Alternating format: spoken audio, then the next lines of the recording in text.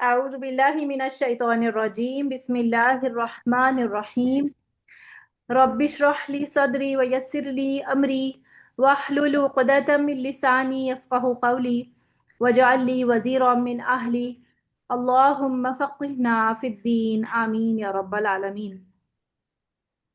اللہ تعالیٰ کے بابرکت نام کے ساتھ ہم انشاءاللہ آج 30th پارہ کی سیکنڈ ہاف کی تفسیر شروع کر رہے ہیں اور ہم الٹا چلیں گے۔ سورۃ الفلق اور سورۃ الناس یہاں سے ہم نے سٹارٹ لینا ہے انشاءاللہ، پھر آگے میں سیٹس کے طرح جو ہے وہ سیٹ بنا بنا کے جو جو جوڑے ہیں نا سورتوں کے ان کے ساتھ اس تفسیر کو لے کے چلوں گی، تو وہ ہو سکتا ہے کچھ آگے پیچھے بھی ہو جائیں، لیکن انشاءاللہ ہم سورۃ الفجر تک اس کو کمپلیٹ کرنے کی کوشش کریں گے۔ اگر ٹائم بچا تو ہم تھوڑی اور سورتیں بھی کر لیں گے انشاءاللہ، جتنا نصیب ہوگا انشاءاللہ۔ اچھا جی، سورۃ الفلق اور سورۃ الناس یہ دونوں سورتیں معوذہ تعین کہلاتی ہیں۔ کیا کہلاتی ہیں؟ معوذہ تعین۔ تعین کا معنی یعنی تعین جب لفظ ہم استعمال کرتے ہیں اس کا معنی ہوتا ہے دو کے لیے معوذہ تعین، ایسے معوذہ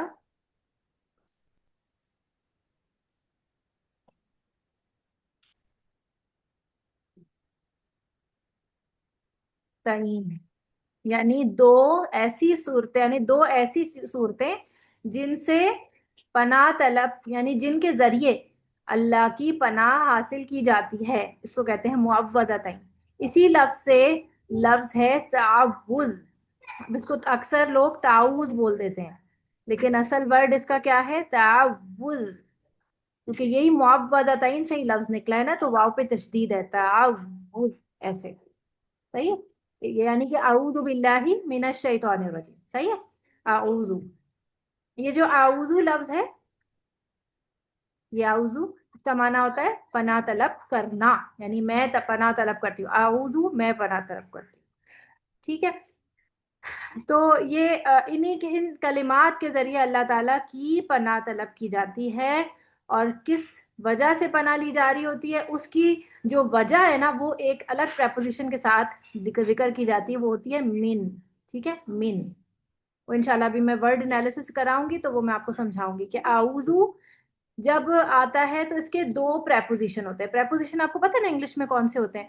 جیسے ان، آن، ٹو، فرام، ٹوورڈز، بیہائنڈ، اس طرح کے ورڈز ہوتے ہیں جو یہ پریپوزیشنز کہلاتے ہیں، اور یہ تھوڑے سے کنفیوزنگ بھی ہوتے ہیں کئی دفعہ، بالکل ایگزیکٹ اس میننگ میں آ بھی نہیں رہتے کئی دفعہ، کیونکہ یہ بیسیکلی کس پہ ڈیپینڈ کرتے ہیں؟ یہ زبان کے اسلوب پہ ڈیپینڈ کرتے ہیں۔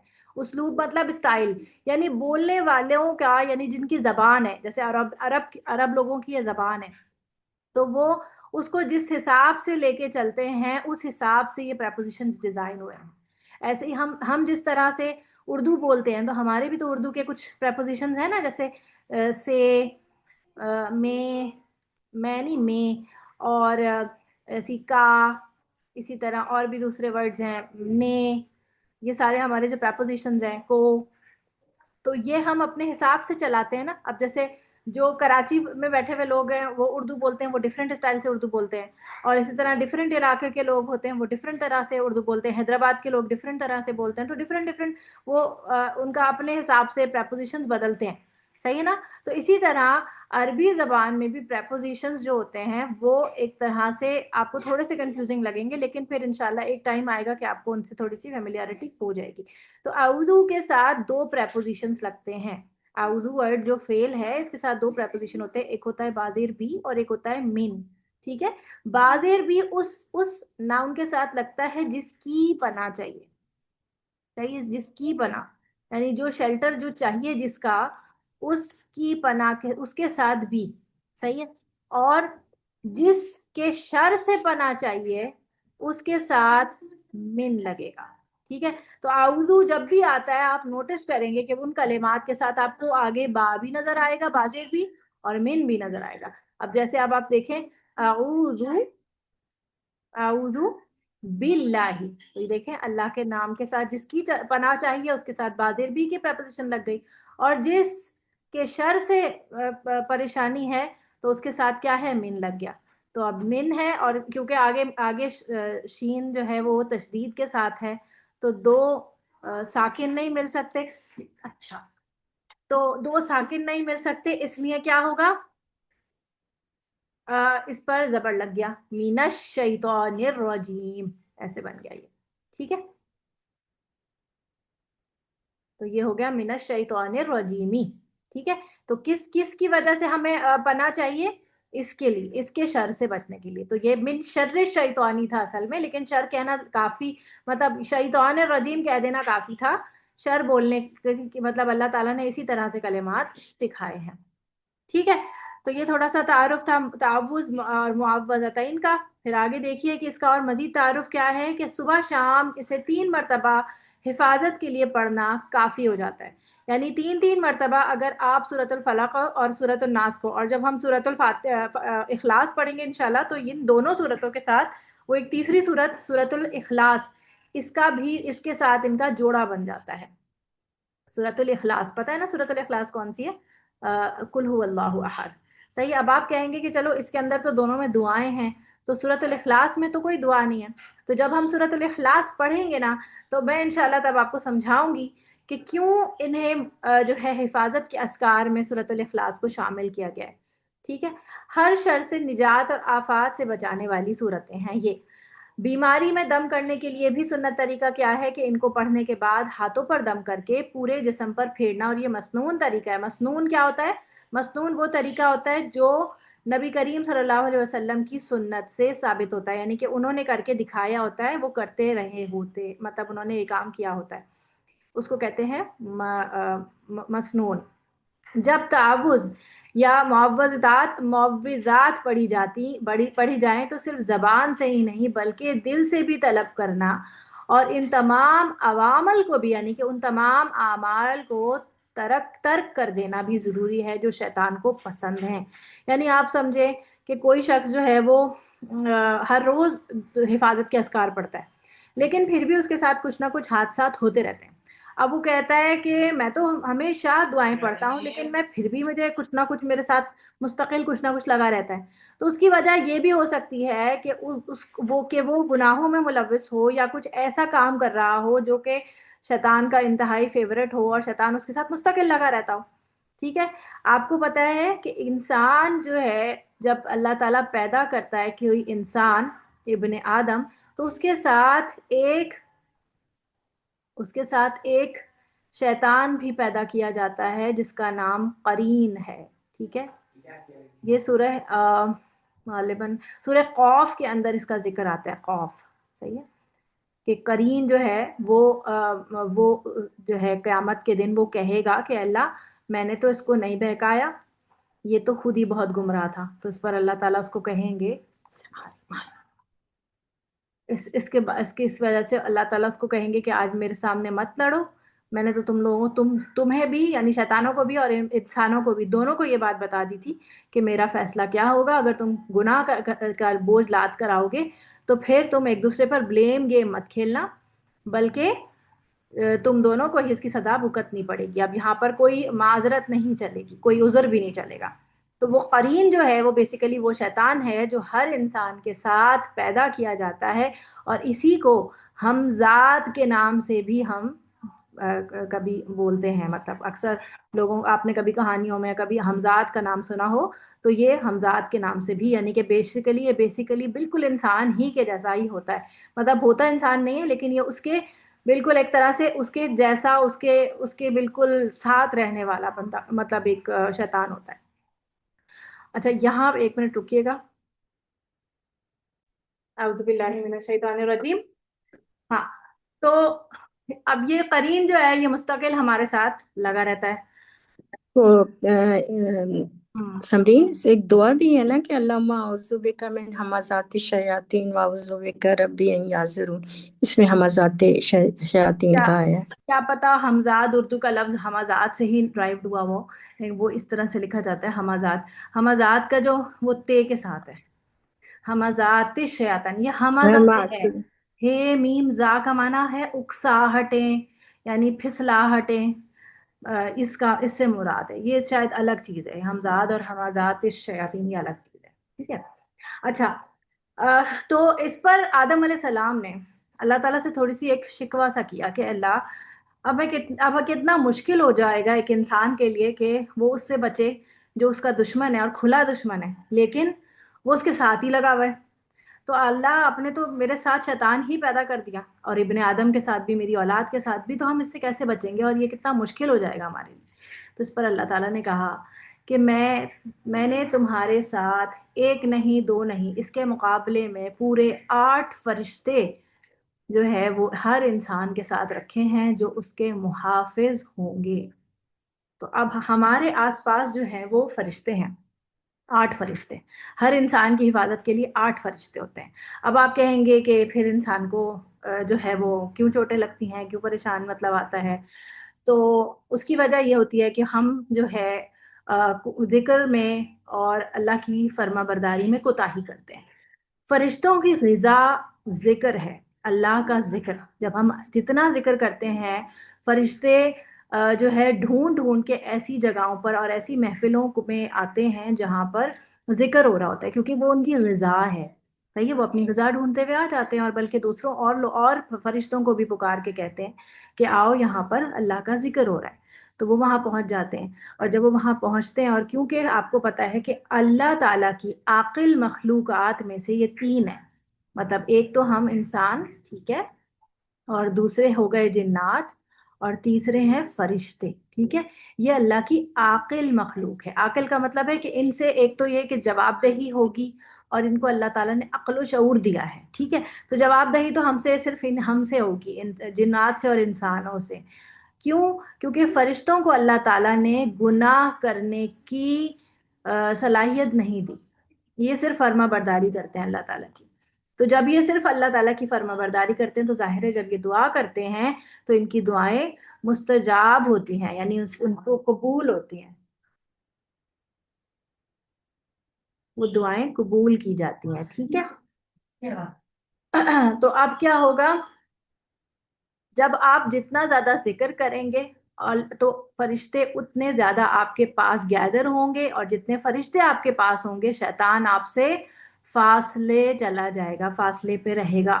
لیکن اگر کوئی شخص جو ہے وہ زیادہ شیطان کو خوش کرنے والے کام کرتا ہے، میوزک سنتا ہے، قرآن زیادہ نہیں پڑھتا ہے، صاف ستھرا نہیں رہتا ہے، وضو سے نہیں رہتا ہے، جنابت کی حالت میں زیادہ زیادہ ٹائم جو ہے وہ بیٹھا رہتا ہے، جیسے کبھی ہوتا ہے آپ کو، جیسے آپ نے جنابت کا غسل آپ نے صبح کر لینا ہے، لیکن اگر کبھی چلو مجبوری ہو جائے وہ الگ بات ہے، لیکن کچھ لوگوں کی عادت ہوتی ہے کہ نہیں، اب ہم نے 3-4 بجے سے پہلے نہانا ہی نہیں ہے، تو اس میں نمازیں بھی قضا ہو رہی ہیں، اور اس طرح کا جو معاملات ہیں کہ چلو ابھی نہیں، ابھی اچھا سردی ہے، ابھی تھوڑی دیر بعد، ابھی تھوڑی دیر، اس طرح ڈیلے کرنا۔ تو ایسے میں شیطان جو ہے وہ پھر ایسے لوگوں کے اوپر زیادہ قابض ہوتا ہے، اس کو آسان ہو جاتا ہے ایسے لوگوں کو نقصان پہنچانا۔ دوسری بات یہ کہ شیطان جو ہے آپ کو فزیکلی بھی ہارم کر سکتا ہے۔ اب آپ تھوڑا سا ڈر رہے ہوں گے اس بات سے کہ ایسا بھی ہو سکتا ہے، جی، کیونکہ شیطان جو ہے وہ آپ کے خون میں دوڑتا ہے۔ حدیث کے مطابق یہ شیطان جو ہے وہ آپ کے خون میں بھی دوڑتا ہے، بالکل ایسے ہے جیسے آپ کے خون میں دوڑتا ہے، اور آپ کو اتنا زیادہ جانتا ہے وہ، جتنا آپ شاید خود کو نہیں جانتے ہوں گے۔ اور جب آپ سو رہے ہوتے ہیں وہ تب بھی کام کر رہا ہے، وہ سو نہیں رہا، اور وہ آپ کے خوابوں کو مینیپولیٹ کرتا ہے، آپ کی نیند کو ڈسٹرب کرتا ہے، آپ کے سوتے میں آپ کو جو ہے وہ ڈفرینٹ چیزیں جو ہے وہ سجھا رہا ہوتا ہے، یا جو بھی جو ہے آپ کے خیالات کو منتشر کر رہا ہوتا ہے۔ تو ان تمام چیزوں کی حفاظت کے لیے اللہ تعالیٰ نے پھر ہمیں اذکار اور معوذتین عطا کیے، تاکہ اگر کوئی شخص جو ہے وہ ان تمام چیزوں سے اپنے آپ کو بچانا چاہتا ہے تو اللہ کی پروٹیکشن میں آ جائے۔ جس کے پاس پروٹیکشن اور گارڈز ہوں گے وہ بچ جائے گا، ٹھیک ہے۔ اچھا جی، فزیکلی ہارم کیسے کر سکتا ہے؟ آپ دیکھیں، جو چیز سائنس میں جرمز کے نام سے جانی جاتی ہے نا، تو اللہ تعالیٰ واللہ عالم، لیکن مجھے ایسا یہ میرا اوپینین ہے کہ جو جرمز ہیں وہ بیسیکلی، جو ہم اسلام میں جو ٹرمینالوجی استعمال کرتے ہیں کہ شیاطین، تو یہ جو جرمز کی ٹرمینالوجی سائنس کہتی ہے وہ شیاطین ہے۔ آپ دیکھیں کہ ہم جب صرف سائنس کو لے کے چلتے ہیں تو ہم کہتے ہیں نا کہ کھانے میں جرمز شامل ہو جائیں تو آپ بیمار ہو سکتے ہیں اور اسی طرح. تو اسلام ہمیں کہتا ہے کہ اگر آپ بسم اللہ پڑھے بغیر کھانا شروع کرتے ہیں تو شیطان جو آپ کا قرین ہے وہ آپ کے کھانے میں شامل ہو جاتا ہے. اچھا، میں نے ایک طرف آپ کو بتایا کہ جو فرشتے ہیں ان کی غذا تو ذکر ہے، تو شیاطین نے بھی پوچھا نا اللہ تعالیٰ سے کہ ہمارا غذا کیا ہے. تو اللہ نے کہا کہ جو بھی کھانا بغیر میرے نام کے کھایا جائے گا اس میں تیرا حصہ ہے. یعنی جب اللہ کا نام لیے بغیر، بسم اللہ پڑھے بغیر آپ نے کھانا شروع کیا تو شیطان جو آپ کا قرین ہے اس کھانے میں شامل ہو جائے گا.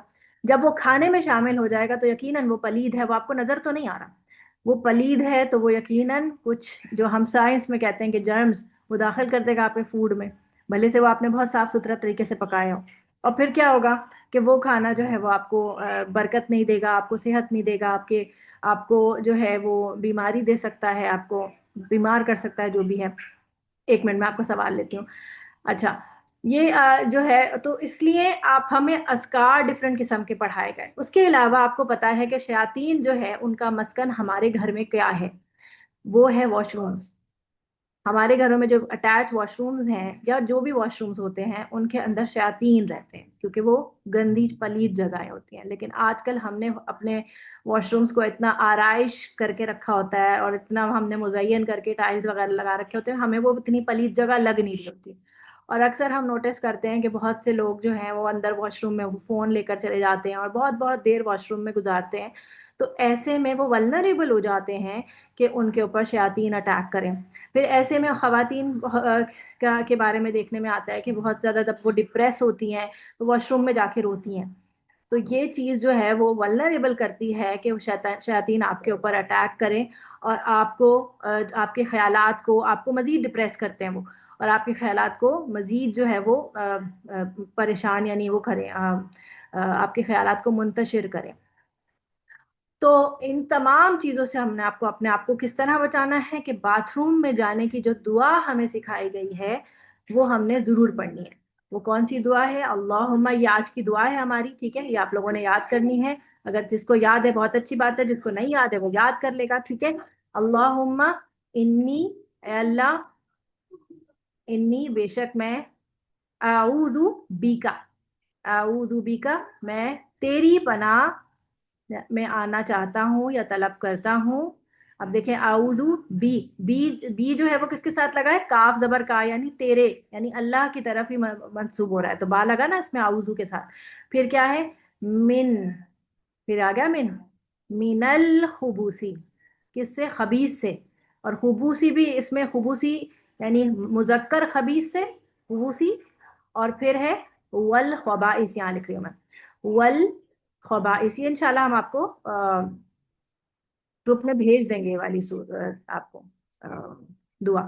خبائث، خبائث جو ہے وہ مؤنث کی وہ ہے، یعنی خبیث مذکر اور خبیث مؤنثوں سے میں تیری پناہ میں آتا ہوں، ان کے شر سے بچنے کے لیے میں تیری پناہ چاہتا ہوں. تو آپ کو پتا ہے کہ باتھ روم میں جنات موجود ہوتے ہیں، شیاطین ہوتے ہیں، جو مذکر بھی ہوں گے مؤنث بھی ہو سکتے ہیں. دوسری بات یہ کہ سورہ آراف میں غالباً آتا ہے کہ شیاطین جو ہیں وہ تمہیں ایسی جگہ سے دیکھ رہے ہوتے ہیں کہ تم انہیں دیکھ نہیں سکتے.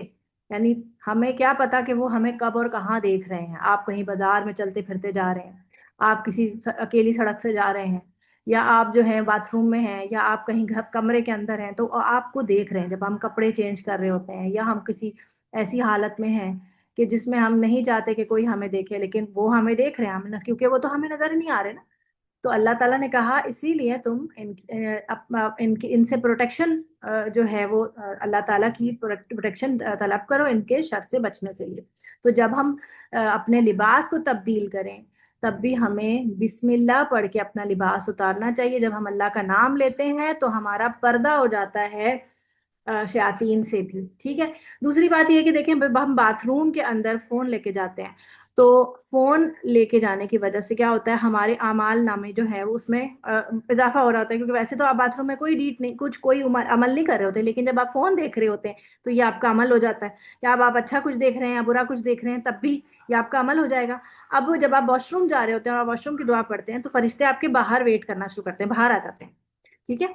तो वो अंदर नहीं जाते। लेकिन जब आप इस तरह की अमल करते हैं, तो आप उनको लिखने के लिए यकीनन अब उनको अंदर आना पड़ेगा, और उसकी वजह से वो ये अनॉयड होते हैं इस बात से, उनको पसंद नहीं आती ये बात, और इससे जो है वो मतलब जाहिर है फिर शायद वो बददुआ करते हो इंसान के लिए, या वो गुस्सा करते हो, जो भी है, मतलब जो भी बातों पे, या वो बददुआ जो है वो हमको लग सकती है, क्योंकि जब उनकी दुआ लग सकती है तो बददुआ भी लग सकती है।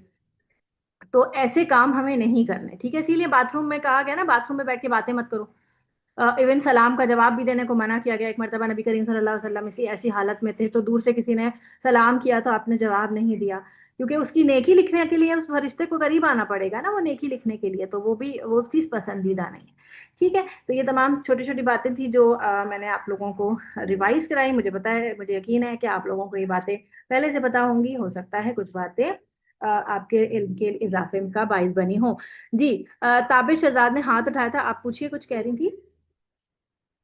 मैम बस मैं आपकी बात में ऐड करना चाह रही थी कि हाँ। ये शैतान का नुकसान पहुंचाने का जो जिक्र है, उसमें ये ऑथेंटिक हदीस में आता है कि ये जो रात को चिराग बुझाने का हुक्म है, वो इसलिए है कि खास तौर से चूहे के लिए कहा जाता है कि वो उस पर शैतान का गलबा हो जाता है।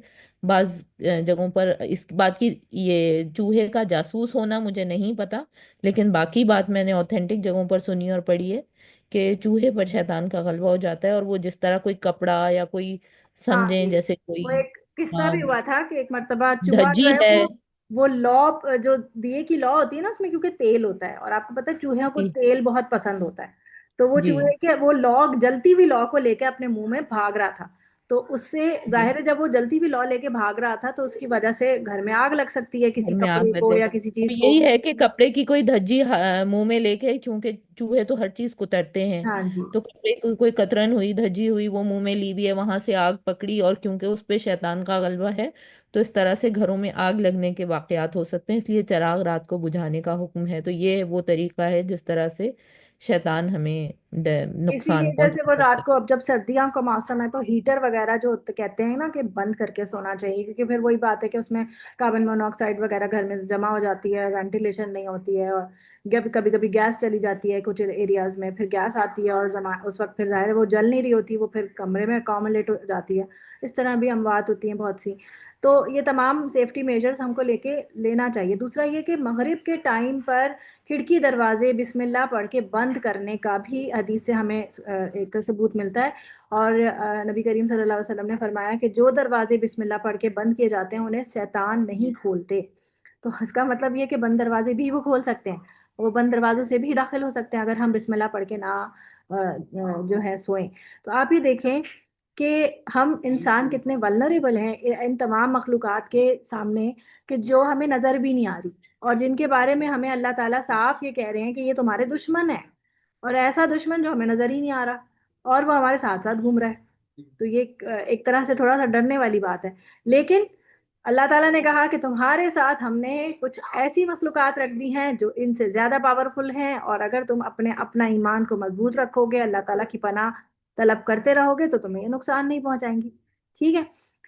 तो इसमें देखें, आऊजू जो लफ्ज है ना, क्योंकि वो आगे दोनों ही सूरतों में आएगा, तो इसलिए मैं यहाँ पर इसको एक्सप्लेन कर दूं कि आऊजू जो लफ्ज है, उसका जो मादा है वो आइन वाउ जाल है, और आदा यऊजु आउजन मादन, इस तरह इन तीनों मतलब तरीकों से ये लफ्ज आता है। इसका माना होता है पनाह पकड़ना। पनाह लेने का मतलब ये है कि आदमी किसी चीज से खौफ महसूस करे और समझे कि मैं इसका मुकाबला नहीं कर सकता, तो उससे बचने के लिए वो किसी दूसरे की हिफाजत में चला जाए या किसी चीज की आड़ ले ले। सही है। यानी कि तूफान आ रहा है फर्ज करें, तो कोई शख्स किसी घर के अंदर घुस जाए کہ ایک دم طوفان آنے والا ہے اور مجھے کوئی کوئی بہت زور سے ہوا چلنے والی، تو وہ جلدی سے کسی دیوار کے اوٹ میں ہو جائے یا کسی گھر کے اندر گھس جائے، اس کو کہتے ہیں پناہ پکڑنا. صحیح. پناہ کس چیز کی لی جاتی ہے؟ جو اپنے سے زیادہ اسٹرانگ ہو اور جو بچا سکتا ہو. تو اللہ سے زیادہ اسٹرانگ کون ہوگا؟ ٹھیک ہے. ان دونوں صورتوں کا مضمون ایک ہی ہے اور یہ جوڑے کی شکل میں نازل ہوئی. مدینہ کے یہود نے نبی صلی اللہ علیہ وسلم پر جادو کروایا، جس کے جواب میں یہ دونوں صورتیں نازل ہوئیں. اچھا، یہ دونوں صورتیں صرف جادو کی وجہ سے نہیں پڑھی جاتی، بلکہ نظر کے اثرات سے بچنے کے لیے بھی پڑھی جاتی ہیں، اور نظر کا لگنا بھی برحق ہے. اس کے بارے میں بھی میں کچھ باتیں آپ کو بتانا چاہتی ہوں نظر کے حوالے سے.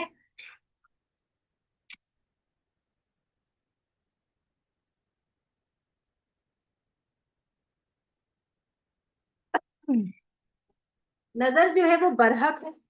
نظر ہر چیز کو لگ سکتی ہے اور کسی کی بھی لگ سکتی ہے، حتیٰ کہ نابینا کی نظر بھی لگ سکتی ہے.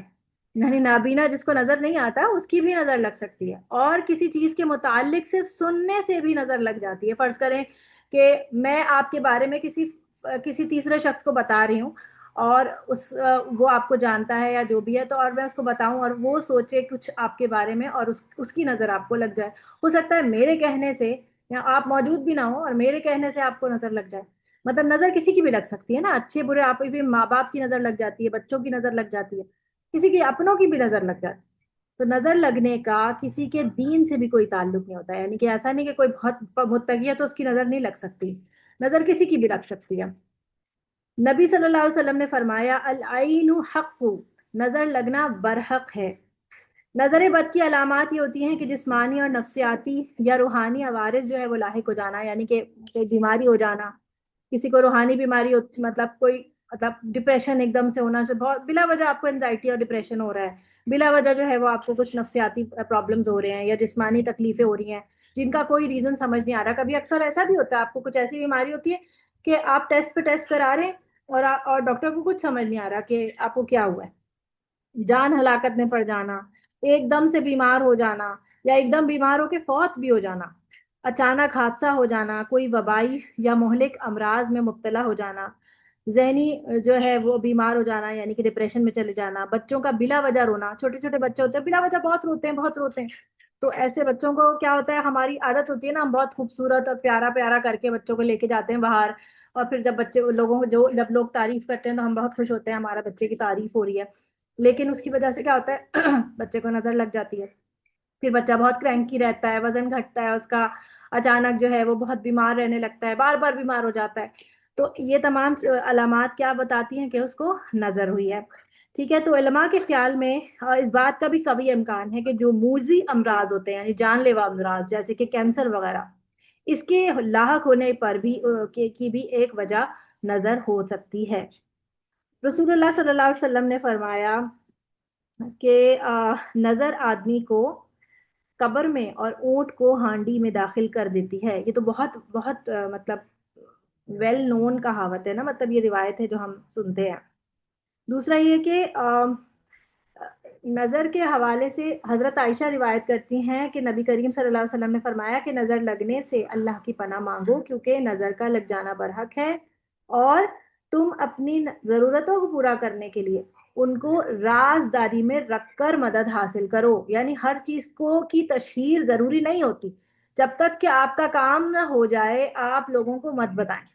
آپ کو نہیں پتا کس کی نظر لگ جائے، ٹھیک ہے. تو آپ جب تک کوئی کام آپ نے کوئی کام سوچا ہوا ہے، آپ نے کہیں پہ کوئی بڑا انویسٹمنٹ کر رکھی ہے، کوئی بھی آپ کو خوشخبری ملنے والی ہے، یا کوئی بھی ایسا کوئی کام آپ کا اٹکا ہوا ہے، آپ کا ہونے والا ہے، تو وہ آپ کسی سے ذکر نہ کریں جب تک کہ وہ ہو نہ جائے. یا یہ کہ جیسے بہت سے لوگوں کی عادت ہوتی ہے کہ وہ کچھ اپنے لیے پلان کرتے ہیں کہ ہم یہ کرنے والے ہیں. پلاننگز جو ہوتی ہیں وہ پلاننگز بھی شیئر کرتے رہتے ہیں. تو وہ پلاننگز کی وجہ سے کیا ہوتا ہے، وہ کام اٹک جاتا ہے. تو وہ کام اٹک جاتا ہے، وہ ہو نہیں پاتا پورا. تو وہ وجہ اس کی یہی ہوتی ہے کہ نظر لگ گئی. تو ان سب چیزوں میں رازداری جب تک کہ وہ پوری طرح پائے تکمیل پر نہ پہنچ جائے. اسی لیے آپ دیکھیں کہ پریگننسیز کو بھی بڑی بوڑھیاں پہلے کہا کرتی تھیں کہ فوراً نہیں بتاؤ. ابھی جو شروع کا اگر جو وہ ہوتا ہے جو شروع کا فرسٹ ٹائمسٹر ہوتا ہے اس کو کہتے ہیں کہ نہیں بتاؤ، کسی کو چھپا کے رکھو جب تک کہ 4 مہینے نہ گزر جائے. اور 4 مہینے گزرنے کو کیوں کہتے تھے؟ اس لیے کیونکہ اس وقت روح پھونک دی جاتی تھی نا، روح پھونک دی جاتی ہے، تو اس لیے پھر کہا جاتا تھا کہ اب تو یہ ہے کہ اب وہ مضبوط ہو گیا ہے، وہ نطفہ اندر جو بھی ایمبریو ہے، تو اب جو ہے وہ اس کو بتا سکتے ہیں. لیکن پھر تب بھی لوگ بہت سے ایسے لوگوں سے چھپاتے تھے کہ جن کے گھر میں بچے نہیں ہیں، یا جن کے جو بے اولاد ہیں، یا اس طرح کے لوگوں سے چھپا رہے ہوتے تھے کہ کہیں نظر نہ لگ جائے. لیکن وہ نظر کسی کی بھی لگ سکتی ہے، صرف اس لیے نہیں کہ کسی کی اولاد نہیں ہے، ہو سکتا ہے کہ جس کی اولاد ہو اس کی بھی نظر لگ جائے، کسی کی بھی لگ سکتی ہے نا. یہاں پر کوئی بات یہ نہیں کہی گئی کہ کوئی برے نظر سے ہی کوئی بات کرے گا تو نظر لگے گی، کسی کی کوئی اچھے الفاظ میں بھی کوئی کچھ کہہ رہا ہے تو بھی نظر لگ سکتی ہے. اب اگر آپ سوچیں کہ اپنے آپ کو، تو میں آگے بتاؤں گی کہ ہم نظر سے کیسے بچ سکتے ہیں، لیکن اگر ہم کسی کو نظر نہ لگائیں اس کا کیا طریقہ ہوگا؟ تو جب آپ کسی کی چیز دیکھیں تو اسے برکت کی دعا دیں. سب سے امپورٹنٹ بات کہ جب بھی آپ کسی کی کوئی اچھی چیز دیکھیں تو فوراً اس کو کہیں بارک اللہ فیک، یعنی کہ تمہیں اس چیز سے اللہ تعالیٰ تمہیں اس پہ برکت عطا کرے. اور ماشاء اللہ لا قوت الا باللہ، صرف خالی ماشاء اللہ نہیں، ماشاء اللہ لا قوت الا باللہ. یہ پورا لفظ جو ہے وہ سورۃ الکہف میں آتا ہے کہ جب وہ اپنے باغ میں داخل ہوتا ہے وہ شخص، تو وہ کہتا ہے، وہ اپنے آپ پہ بہت غرور کر رہا ہوتا ہے کہ یہ سب تو میرا، دیکھو میں نے مجھے کتنا کچھ اللہ تعالیٰ نے دے رکھا ہے، اور مطلب اس طرح کی کچھ بڑی بڑی باتیں کر رہا ہوتا ہے. تو اس پر اس کا دوست جو ہوتا ہے وہ یہ کہتا ہے کہ تم نے یہ کیوں نہ کہا کہ ماشاء اللہ لا قوت الا باللہ. تو یہ لفظ آپ کو یہ بولنا چاہیے. جی ثنا بولیے، کیا کہہ رہی ہیں؟ جی السلام علیکم. وعلیکم السلام.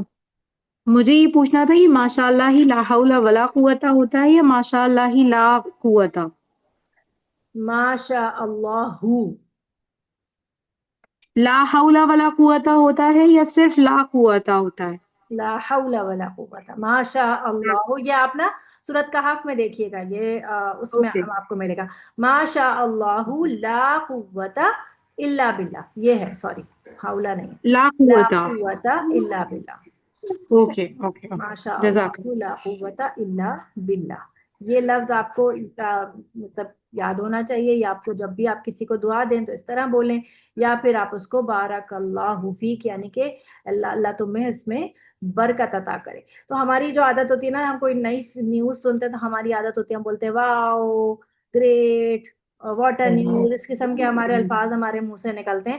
ہمارے الفاظ اس طرح کے ہونے چاہیے، ٹھیک ہے؟ اچھا جی، تو یہ ہم نے سیکھ لیا کہ ہم کسی کو نظر نہ لگائیں. تو ہمیں کیا کرنا چاہیے؟ اگر ہم کو نظر سے اپنے آپ کو بچانا ہے تو اس کا کیا طریقہ ہوگا؟ تو اس میں جو سارے فہرست آتی ہیں وہ یہ تینوں جو معوذتین ہیں اور سورۃ الاخلاص ہے.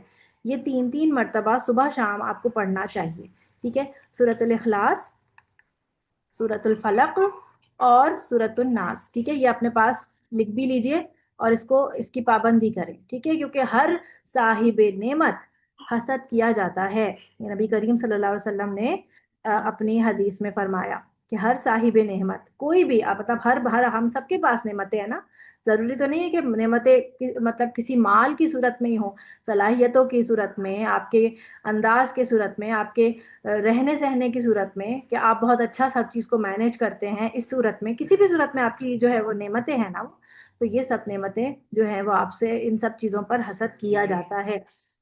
تو 3 مرتبہ جو ہے وہ آپ نے تین مرتبہ ان کو پڑھنا ہے. اس کے بعد آیت الکرسی، یہ بھی صبح شام اس کے اذکار میں اپنے آپ کو اس میں ضرور شامل کیجئے. پھر سورۃ البقرہ کی آخری 2 آیات، صحیح ہے؟ آخری 2 آیات یہ بھی بہت جو ہے وہ کارآمد ہوتی ہیں اس حوالے سے کہ ان کے بارے میں حدیث آتی ہے کہ جو شخص رات کو سوتے وقت سورۃ البقرہ کی 2 آیات پڑھ لے تو اس کو یہ ساری رات کے لیے کافی ہو جاتی ہیں. اب آپ دیکھیں جب آپ سو رہے ہوتے ہیں تو آپ کو نہیں پتا ہوتا کہ آپ کے آس پاس کون ہے. اللہ نہ کرے ٹیچر آپ بولیں نا وہ سورۃ البقرہ کی آخری آیت ہمیں بتائیں، پڑھ کے بتائیں. آمن رسولو سے شروع ہوتی ہے نا، آمن رسولو بما انزل الیہ، آپ نکال کے دیکھ لیجیے گا، ٹھیک ہے؟ جی آمن، وہ لمبی ہے سورۃ میں، ٹائم زیادہ لگ جائے گا. آمن رسولو سے شروع ہوتی ہے اور اینڈ تک جاتی ہے سورۃ البقرہ، ٹھیک ہے؟ تو چھوٹی چھوٹی سی ہیں، زیادہ بڑی نہیں ہیں. اچھا پھر اس کے بعد جو ہے ایک اگر فرض کریں یہ تو حفاظت کے لیے نا کہ آپ نے نارملی حفاظت کے لیے یہ پڑھنا ہی ہے، لیکن اگر آپ کو لگتا ہے کہ آپ کو نظر ہو گئی ہے، صحیح ہے، تو پھر آپ نے کیا کرنا ہے، تو آپ نے یہ تمام چیزیں پڑھنی ہیں، اس کے بعد آپ نے پڑھنا ہے رب اشرح لی صدری والی دعا، ٹھیک ہے؟ کیونکہ رب اشرح لی صدری والی دعا کیوں کہہ رہی ہوں، کیونکہ آپ کو پتہ ہے کہ جب نظر ہوتی ہے نا تو انسان کی بولتی بھی بند ہوتی ہے، پھر انسان کہہ بھی نہیں پا رہا ہوتا کہ اس کو کیا تکلیف ہو رہی ہے، اس کو سمجھ ہی نہیں آ رہا ہوتا۔ تو رب اشرح لی صدری والی جو دعا ہے نا، رب اشرح لی صدری ویسر لی امری واحلل عقدۃ من لسانی، یہ دعا بھی 3 مرتبہ پڑھنی چاہیے۔ پھر اس کے بعد علم نشرح جو ہے، یہ جو دعا ہے نا، سورۃ الانشراح نام آتا ہے اس کا، لوگ اس کو علم نشرح کہتے ہیں، تو اس پوری صورت کو بھی 1 مرتبہ پڑھیں۔ اس کے بعد اعوذ بکلمات اللہ التامات من شر ما خلق، یہ جو کلمات ہیں یہ صبح شام کے اذکار میں آتے ہیں، ان کو بھی آپ نے یاد کرنا ہے، تو آپ نے اس دفعہ 2 اذکار یاد کرنے ہیں، اعوذ بکلمات اللہ التامات من شر ما خلق، اور باتھ روم جانے کی دعا اللہم انی اعوذ بک من الخبث والخبائث، ٹھیک ہے؟ یہ انشاءاللہ ہم بھیج دیں گے آپ کو۔ اس کے علاوہ 3 دعائیں اور ہیں، تھوڑی سی بڑی ہیں، وہ انشاءاللہ میں آپ کو گروپ میں بھیج دوں گی، جو ان کو دیکھ کے پڑھنا چاہے دیکھ کے پڑھ لے، دیکھ کے پڑھتے رہیں گے تو انشاءاللہ یاد ہو جائیں گی۔ میں کوئی وہ نہیں لگا رہی پابندی کہ اس کو یاد ہی کرنا ہے، لیکن یہ والے 2 اذکار آپ نے لازمی یاد کرنا ہے، ٹھیک ہے؟ تو یہ دعائیں آپ نے پڑھنے کے بعد کرنا کیا ہے کہ اپنے دونوں ہاتھوں پر پھونک مارنی ہے، ٹھیک ہے؟ اور چہرے سے لے کر اپنے پورے جسم پر آپ اس کو ایسے پھیر لیں، جہاں جہاں تک آپ کا ہاتھ جاتا ہے، ہتھیلیاں جاتی ہیں، وہاں تک آپ اس کو پھیر لیں۔ اسی طرح اگر آپ اپنے بچے کو بھی دم کر رہے ہیں تو اسی طرح آپ اس کو اپنے ہاتھ پہ پھونک مار کے، یا تو آپ اس کو ہاتھ پھیر دیں یا پھر آپ اس کو ویسے ہی دم کر دیں۔ دم کس طرح کریں گے کہ آپ 3 دفعہ جو ہے پھونک ماریں گے رائٹ کان کی طرف، ٹھیک ہے، یعنی کندھے کی طرف، اور کان سے لے کے کندھے کی طرف، اور 3 دفعہ جو ہے وہ بائیں کان سے کندھے کی طرف، اور پھر ایک پھونک اوپر سے نیچے تک مار دیں، تو یہ ایک طرح سے حصار بن جاتا ہے حفاظتی، ٹھیک ہے؟ مس یہ معاوضتین کے لیے بتا رہی ہے نا؟ یہ میں سارے معوذتین بھی اور یہ سارے اذکار پڑھ لینے کے بعد آپ پھونک مار لیں، ٹھیک ہے؟ جی اس جی کے علاوہ بھی اگر آپ کو لگتا ہے کہ کوئی شخص آپ کو مطلب بیماری آپ کو محسوس رہتی ہے کہ آپ مستقل بیمار رہتے ہیں، تو آپ سورۃ الفاتحہ کو بھی اس میں شامل کر لیں، 7 مرتبہ سورۃ الفاتحہ کو پڑھ کے پانی پہ دم کر کے بھی پی سکتے ہیں، اور اس کو اپنے ہاتھوں پہ دم کر کے بھی اپنے اوپر پھیر سکتے ہیں۔ بچہ بیمار ہوتا ہے اکثر، تو آپ اس کے اوپر بھی سورۃ الفاتحہ پڑھ کے دم کریں، اور اس طرح اس کو بھی انشاءاللہ فاقہ ہوگا، کیونکہ سورۃ الفاتحہ کو سورۃ الشفاء بھی کہا جاتا ہے، ٹھیک ہے؟ اچھا جی، کچھ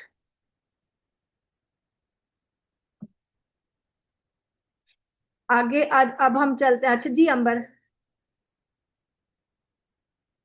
جی امبر، آپ نے ہینڈ ریز کیا امبر؟ میم ایک جی السلام علیکم ورحمۃ وعلیکم اللہ السلام، جی وبرکاتہ۔ جی وعلیکم السلام، جی میم ایک اور دعا ہے نا جس کے متعلق ہے کہ حضور نے ایک شخص کو دیکھا جسے نظر لگ گئی تھی، تو اللہ تعالیٰ وہ یعنی کہ حضور اکرم صلی اللہ علیہ وسلم نے اس کے سینے پہ ہاتھ رکھ کے یہ دعا پڑھی تھی، اللہم اذہب عنہ حرہا وبردہا ووصبہا۔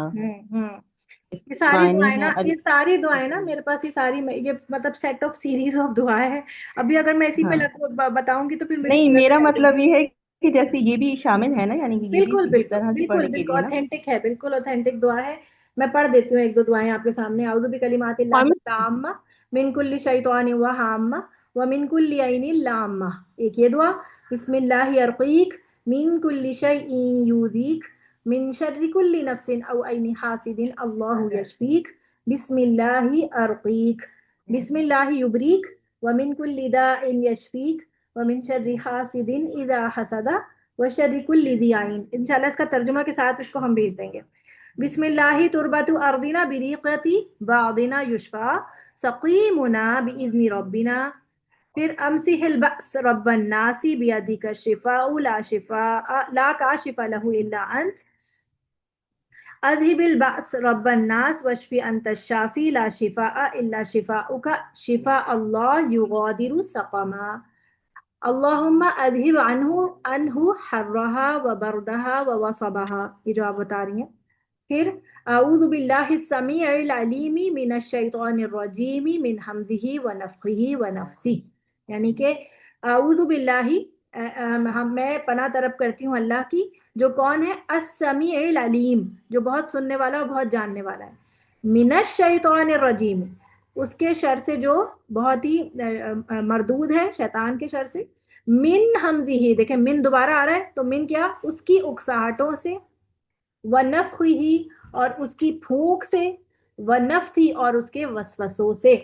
تو وسوسے بھی تو وہ ڈالتا ہے نا مستقل آپ کو، جو مینیپولیٹ کرتا ہے آپ کو، ڈپریشن میں جاتا ہے۔ آپ کو پتہ ہے جو لوگ ڈپریشن میں جاتے ہیں ان کو بار بار جو ہے وہ اس طرح کے خیالات وہ ڈالتا ہے کہ تمہیں تو کوئی پسند نہیں کرتا، اور تم تو ایسے اور تم ویسے اور تم یوں ہو، اور تمہاری اس دنیا میں کسی کو کوئی ضرورت نہیں ہے، اور تم مر جاؤ گے تو دیکھیں گے لوگ کیسا ہوگا، اور پھر اس طرح کی باتیں کر کے اس کے ذہن میں ڈال کے کیا ہوتا ہے، سوسائیڈل تھاٹس ڈالتا ہے، اور وہ انسان، اکثر لوگ سوسائڈ کر لیتے ہیں ڈپریشن میں۔ تو ان تمام چیزوں سے ہمیں اللہ تعالیٰ کی پناہ طلب کرنی چاہیے۔ اچھا جی، اب اس میں دیکھیں سورت کو شروع کر لیتے ہیں، اعوذ باللہ من الشیطان الرجیم۔ تو دیکھیں میں نے اعوذ کا لفظ کو آپ کو ایکسپلین کیا کہ اس کا روٹ ورڈ ہوتا ہے عین، واو اور دال۔ اس کا معنی ہوتا ہے کسی اسٹرانگ شیلٹر کی پناہ طلب کرنا، جس کے بارے میں ہمیں یہ اندازہ ہو کہ یہ اس کے کوئی چیز ایسی جس سے ہم خود مقابلہ نہ کر سکتے ہوں، تو کسی مضبوط سہارے کی طرف رجوع کر لینا۔ کل جو ہے اس کا معنی یہ فعل امر ہے۔ فعل امر کیا ہوتا ہے؟ ابھی تھوڑی سی چیزیں ہیں، نہیں میرا خیال ہے میں اس کو ابھی ایکسپلین نہ کروں، یہ ہم اینڈ میں چلیں گے، ٹھیک ہے؟ میں آپ کو بعد میں سمجھاتی ہوں۔ قل اعوذ برب الفلق، کہہ دیجئے، نبی کریم صلی اللہ علیہ وسلم سے کہا جا رہا ہے کہ آپ کہہ دیجئے کہ میں صبح کے رب کی پناہ میں آتا ہوں۔ یعنی اب یہاں پر دیکھیں ایگزیکٹلی نا فلق کا معنی یہاں پہ صبح کے رب کر دیا گیا ہے، صبح، لیکن فلق کا معنی صرف صبح نہیں ہے، کیونکہ تفسیر کے مطابق دیکھیں فلق کا معنی ہوتا ہے پھٹنا یا الگ ہونا یا پھاڑنا بھی، جیسے فالقو، فالقو کا معنی ہوتا ہے پھاڑنے والا، تو فالق الاصباح اس کا معنی ہے کہ صبح کو پھاڑنے والا اور ظلمت سے الگ کرنے والا۔ یعنی کہ جب رات سے صبح ہوتی ہے نا تو ایسا لگتا ہے کہ ایک چادر کو جو ہے وہ کالی چادر کو پھاڑ کے صبح جو ہے وہ نکل رہی ہے، ایک لائن شروع ہوتی ہے، ایک لائن بالکل باریک سی وائٹ کلر کی، اور پھر وہ بڑھتے بڑھتے بڑھتے غیر محسوس طریقے سے ایک دم پوری طرح سے اجالا ہو جاتا ہے۔ تو یہ ایک طرح سے آپ سمجھے کہ رات کا سینہ چاک کر کے جو ہے وہ صبح نکلتی ہے۔ جب رات ہوتی ہے تو آپ کو یہ احساس بھی نہیں ہوتا کہ شاید صبح کیسے ہوگی، مطلب صبح اس رات کو دیکھ کے مطلب انسان یہ سوچتا ہے کہ شاید صبح نہ ہو۔ کبھی کبھی انسان پہ ایسے لمحات آتے ہیں نا کہ انسان بہت پریشان ہو جاتا ہے، اور اپنی جو ہے وہ اس میں کیا کہتے ہیں، اپنی پریشانیوں میں اور ان چیزوں میں، اپنی بیماریوں میں اتنا الجھا ہوا ہوتا ہے کہ اس کو لگتا ہے کہ شاید میں کبھی ٹھیک نہیں ہوں گا یا حالات کبھی صحیح نہیں ہوں گے، تو وہ اس رات کو جو ہے وہ سمجھتا ہے کہ یہ مستقل ہے۔ تو ایسے میں اسے امید دلائی جا رہی ہے کہ جو اللہ، جو رب رات کا سینہ چیر کر صبح نکالتا ہے، وہ تمہاری ظلمتوں کو بھی الگ کر سکتا ہے، یعنی کہ تمہیں اس سے نجات دے سکتا ہے۔ تو اللہ تعالیٰ کی وہ ذات ہے جو ہر وہ چیز جو کہ پھٹ کے نکلتی ہے، یعنی کہ اس میں فلقہ کا جو وہ ہے نا مفہوم شامل ہوتا ہے۔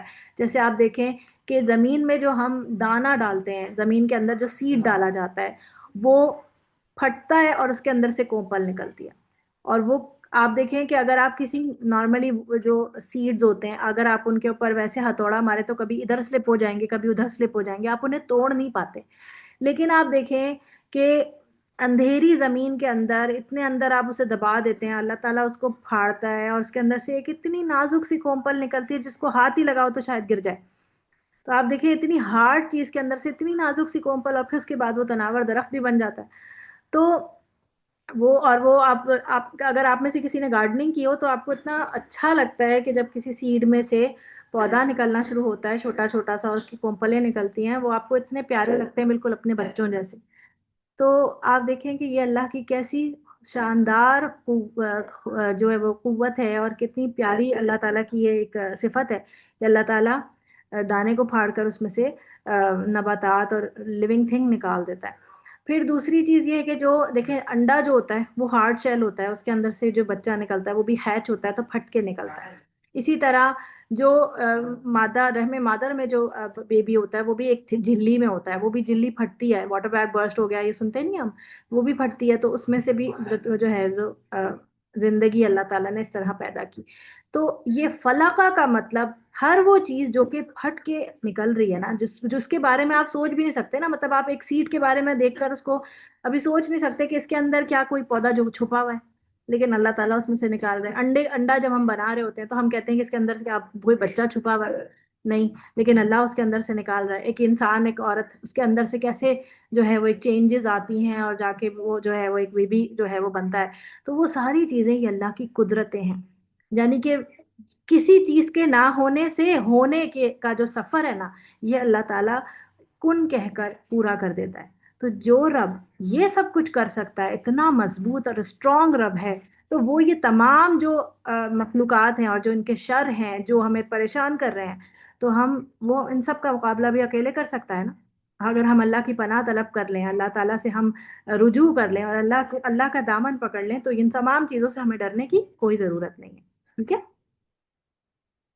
پھر دیکھیں کہ اللہ کے علاوہ دوسرے سے پناہ مانگنا جو ہے وہ شرک ہے. جیسے پناہ اس وقت مانگی جاتی ہے جب انسان کو کوئی ایسا خطرہ درپیش ہو جس کی مدافعت کرنے کی وہ اپنے آپ میں ہمت نہیں پاتا، اور اس ہستی سے پناہ مانگی جاتی ہے جو نہ صرف یہ پناہ مانگنے والے سے زیادہ طاقتور ہو بلکہ اس چیز سے بھی طاقتور ہو جس سے حملہ یا تکلیف کا خطرہ ہے. اور سب سے زیادہ طاقتور اور ظاہری اسباب کے علاوہ باطنی اسباب یعنی اندر والے جو اسباب ہیں ان پر بھی حکمران کون ہے؟ اللہ کی ذات. لہٰذا پناہ صرف اسی سے مانگنی چاہیے، بالخصوص اس صورت میں جب کہ ظاہری اسباب تو ہو ہی نہ. جیسے آپ دیکھیں نا، آپ شیطان سے کیسے بچیں گے؟ آپ کے کوئی ظاہری اسباب ہیں؟ کوئی آپ ویپن لے کر بیٹھ جائیں یا کوئی پروٹیکٹیو شیلڈ پہن کے بیٹھ جائیں، آپ نہیں بچ سکتے. آپ جس کو آپ دیکھ ہی نہیں سکتے آپ اس سے کیسے بچ سکتے ہیں؟ تو یہاں پر ہمارے پاس کوئی ظاہری اسباب نہیں ہے. تو ایسی صورت میں اللہ تعالیٰ کے علاوہ کسی دوسرے سے پناہ مانگنا شرک ہے. دور جاہلیت میں لوگ جب کسی جنگل یا یعنی جاہلیت کا مطلب ہے کہ عرب میں جب اسلام نہیں آیا تھا تو لوگ کیا کرتے تھے، کسی جنگل یا صحرا میں جب مقیم ہوتے تو وہاں کے جنوں کے بادشاہ سے پناہ مانگتے، یعنی زور زور سے کہتے کہ جو ہے یہاں کا جو جن ہے اور جو ان کے یہاں کے سردار ہیں وہ ہمیں اپنے پناہ میں لے لیں. اور اس طرح سے کیا ہوتا تھا کہ وہ سوچتے تھے کہ ہمیں یہ نقصان نہیں پہنچائیں گے، کیونکہ ظاہر ہے اگر آج کے وقت کہیں پڑاؤ ڈالنا پڑا ہے اور ایسی جگہ ہے جو ویرانہ ہے تو وہاں پر آپ کو پتہ ہے کہ شیاطین اور جنات رہتے ہوں گے، ہو سکتا ہے وہ آپ کو نقصان پہنچانا چاہیں. تو ایسے میں یہ اس طرح کا کام کرتے تھے کہ انہی سے پناہ مانگ لیتے تھے. اور سورہ جن میں آتا ہے کہ ہمارے یعنی کہ جنات اب آپس میں یہ بات ان کا مکالمہ آ رہا ہوتا ہے، ڈائیلاگ، کہ جنات کہتے ہیں کہ انسانوں نے بہت سے غلط کام یہ کیے کہ انہوں نے ہم سے پناہ طلب کی، اور جس کی وجہ سے ہمارے بہت سے جو جنات تھے ان کو بھی سرکش بنا دیا. یعنی وہ تکبر میں مبتلا ہو گئے، اچھا انسان اشرف المخلوقات ہم سے پناہ مانگ رہا ہے، اس کا مطلب ہے ہم بھی کوئی چیز ہے. تو پھر کیا ہوا کہ وہ بھی سرکش ہو گئے اور اس طرح دونوں کا گناہ جو ہے وہ انسانوں پہ پڑ گیا. تو یہ چیز جو ہے صحیح نہیں ہے. اسی طرح بہت سے لوگ جو ہے نا اس طرح کی باتیں کرتے ہیں، مطلب کہ گھروں میں جو ہے وہ ہم کلام ہو رہے ہوتے ہیں جنات کے ساتھ. آپ کو پتہ ہے جنات سے دوستی جو ہے وہ جائز نہیں ہے. ہمیں جنات کے ساتھ کوئی رابطہ کرنے کا کوئی وہ نہیں ہے، مطلب الاؤڈ نہیں ہے ہم. تو جو بہت سے لوگ جو عامل ہوتے ہیں جو یہ کیا کہتے ہیں جادو ٹونا وغیرہ کرتے ہیں نا، یا عامل بابا جو آپ کو سٹریٹس پہ لکھے ہوئے ملتے ہیں، یہ سب جنات کو قابو کرتے ہیں اور یہ سب شرک کرتے ہیں. کیونکہ جنات شیاطین کب آپ کی مدد کریں گے؟ جب آپ ان کو اپنے سے زیادہ طاقتور مانیں گے اور آپ اپنے آپ کو منصب انسانیت سے نیچے گرائیں گے، تبھی وہ خوش ہوں گے. اب انسان، آپ کو پتہ ہے کہ جو لوگ جادو کرتے ہیں یا جو جنوں کو قابو کرتے ہیں ان کے بارے میں ریسرچ میں آتا ہے کہ یہ لوگ اتنے گندے اور پلید رہتے ہیں کہ کئی کئی دن تک کسی قبر میں بیٹھ کر چلا کرتے ہیں، اور جس قبر میں یہ بیٹھتے ہیں وہیں پر یہ اپنی غلاظت بھی کرتے ہیں اور اسی میں پڑے رہتے ہیں. اور جب اسی میں پڑے رہتے ہیں تو آپ سوچیں کہ اپنے منصب انسانیت سے تو نیچے گر گئے نا. کوئی بھی انسان ایسا کرنا تو نہیں چاہے گا کہ اپنی ہی غلاظت میں پڑا رہے اور اسی میں پڑے رہتے ہیں، اور پھر اس کے بعد جا کے ان کو جنوں کی مائیت اور ان کی دوستی نصیب ہوتی ہے، اور پھر اس کے بعد وہ ان کے کچھ کام کرنے کے کو راضی ہوتے ہیں. جی تابش، آپ کیا کہہ رہی ہیں؟ मैम ऐसे लोग जो भी जिनका आप जिक्र कर रही हैं कि वो जादू में जो मुलव्वस होते हैं, ये तो सबके इल्म में है कि काला इल्म या काला जादू जो कहलाता है उसमें गलाजत, नापाकी और हराम का तमाम अंसर शामिल है। और थोड़ा सा भी कोई सेंसिबल हो तो मेरे ख्याल में उनको ये गलाजत नज़र भी आती है, उनकी ज़ाहिरी गलाजत भी समझ आती है, बातिनी भी आती है। लेकिन एक लोग होते हैं जिनको हम साफ सुथरा खुशपोश कहें, खुशपोश आमिल कहें, बज़ाहिर वो बड़े खूबसूरत और बड़े डिसेंट और मजहबी लिहाज से भी हमें नपे तुले दुरुस्त नज़र आते हैं, लेकिन वहाँ पर ये जो शैतान की चालें हैं उसमें बहुत समझने की बात है कि वो कहते हैं हमारे कब्जे में जिन है। ऐसे मतलब बहुत आपको बाहर से बड़े डिसेंट नजर आएंगे, वो कहेंगे हमारे कब्जे में जिन है। वो अब जिन नहीं ये बोलते, समझने वो की कहते हैं बात हमारे है। हमारे पास मौक्कल है। वो हाँ, लफ्ज बदल मौक्कल भी देते कहते हैं। हैं, मौक्कल भी जिन होते हैं, और हम्म। समझने की बात है क्योंकि इंसान तो नहीं है मौक्कल। हम्म। अब तीसरी कौन सी मखलूक है, फरिश्ते वो काबू में नहीं कर सकते। तो हम्म। समझने की बात है कि हैं तो वहां भी जिन। अब ये तो बिल्कुल। दोनों नाफरमान हो गए ना, वो जो बुजुर्ग हैं या जो भी हम्म। आमिल हैं वो भी हम्म। नाफरमान हैं, और उनके कब्जे में जो जिन है वो भी नाफरमान हैं, क्योंकि वो अल्लाह के हुक्म की खिलाफ वर्जी कर रहे हैं, क्योंकि दोनों को इजाजत नहीं है आपस में ताल्लुक रखने की या बात करने की।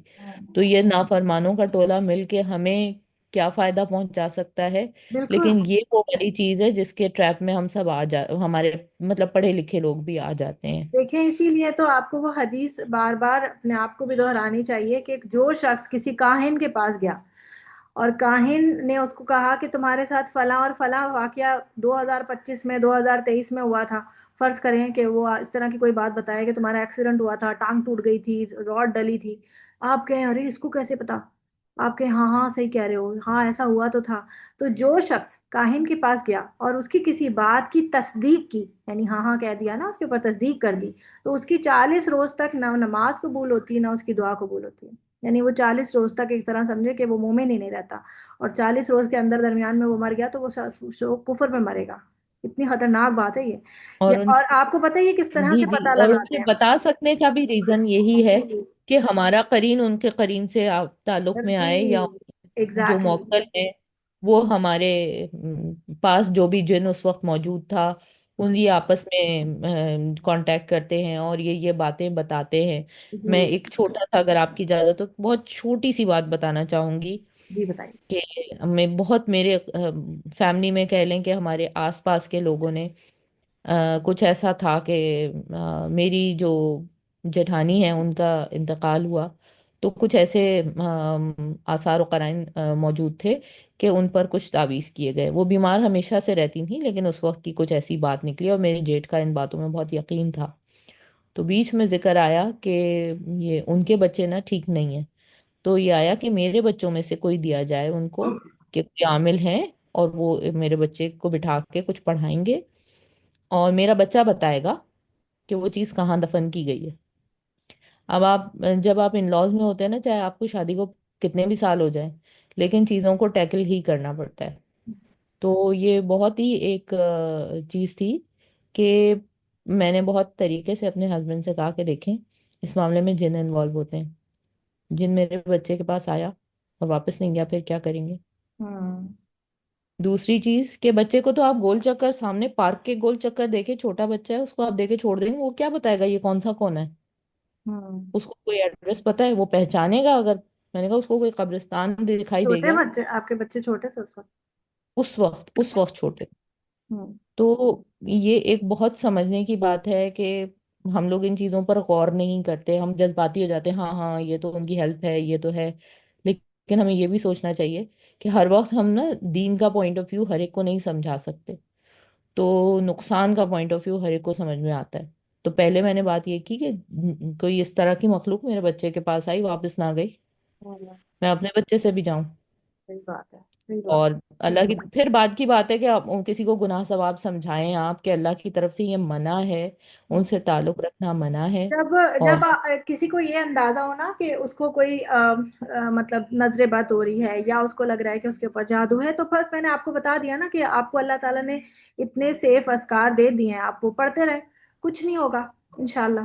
और अगर आपको ये महसूस होता है कि आपके घर पे कुछ असरात हैं, जैसे कभी होता है कि आप किसी कोई नया घर लेते हैं तो आपको महसूस होता है कि यहाँ पे पहले से शयातीन या जिन्नात का बसेरा है, वो आपको अपनी मौजूदगी का एहसास भी दिलाते हैं।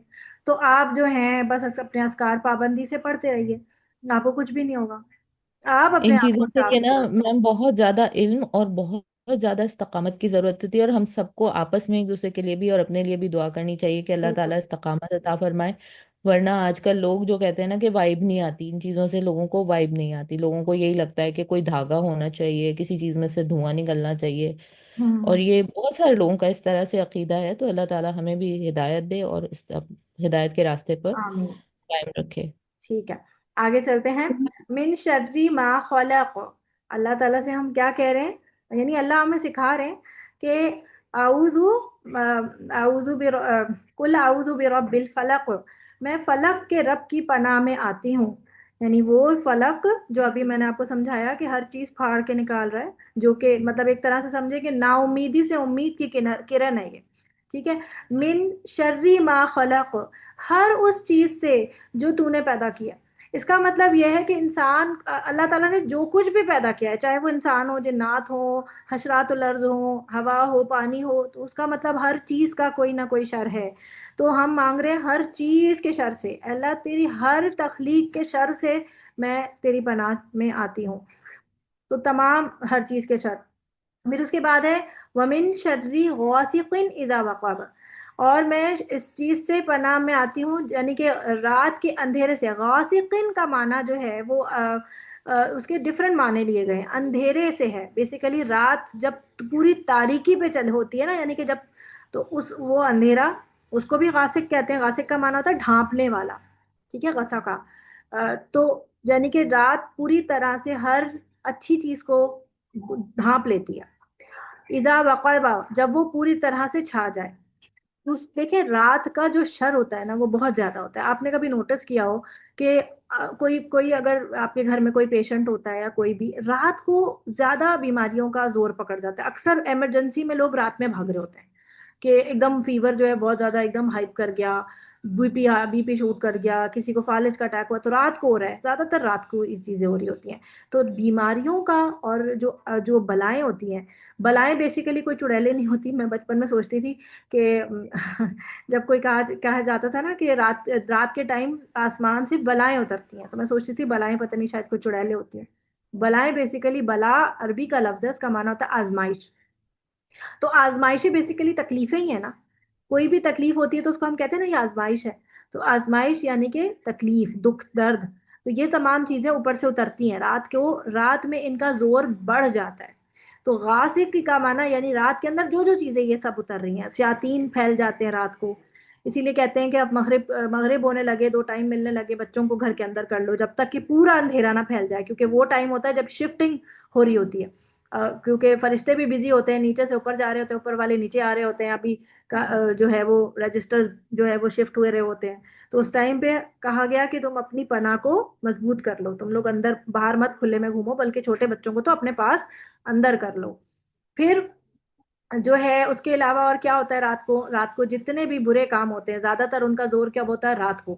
جو ڈسکو نائٹس ہوتی ہیں، قوالی نائٹس ہوتی ہیں، ساری نائٹس ہوتی ہیں، دن نہیں ہوتے، قوالی ڈے نہیں ہوتا. اسی طرح شرابیں رات کو پی جاتی ہیں، اسی طرح زنا رات کو کیا جاتا ہے، چوری چکاری رات کو کی جا رہی ہوتی ہے، ڈکیتیاں رات کو ہو رہی ہوتی ہیں، رازداری رات کو ہو رہی ہوتی ہے. دن کو ذرا کم ہوتا ہے، دن دہاڑے اگر کوئی چیز ہو جائے تو اس پہ زیادہ ایک دم انسان حیران ہوتا ہے کہ یہ مطلب دن دہاڑے ایسا کوئی کام ہوا ہے، لیکن رات کو موسٹلی اس طرح کے کام ہوتے ہیں. تو یہ غاسق کی نظر وقب، یعنی کہ رات کا جو شر ہے اس سے جو ہے وہ ہمیں کہا جا رہا ہے کہ یہ پناہ طلب کرنی چاہیے. جی درفشاں کیا کہہ رہی ہیں؟ درفشاں سوری.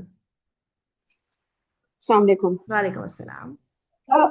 مجھے یہ پوچھنا تھا، ایک چیز میرے ذہن میں رات کے اس سے آئی تھی کہ میری امی اکثر یہ کہتی ہیں کہ کھلے آسمان کے نیچے جیسے نا ہمارے کمرے سے ٹیرس نظر آتا ہے، ڈائننگ ہال سے، تو ٹیرس پورا آسمان نظر آتا ہے. تو امی کا اکثر یہ ہوتا ہے کہ مغرب ہو گئی، اکشا یہ پردہ نیچے کر دو، کھلے آسمان کے نیچے بیٹھ کے بچوں کو کھانا نہیں کھلاؤ، بچے کھانا کھا رہے ہیں. تو میرے ذہن میں اس سے بات آتی ہے ہائی وے پہ یہ شنواری جتنے کھلے ہیں آج کل اوپن ایئر، جو کھانے کے ریسٹورینٹس ہیں اتنے بہت زیادہ ان ہو گئے ہیں، ہم لوگ بیٹھ کے وہاں کھا رہے ہوتے ہیں.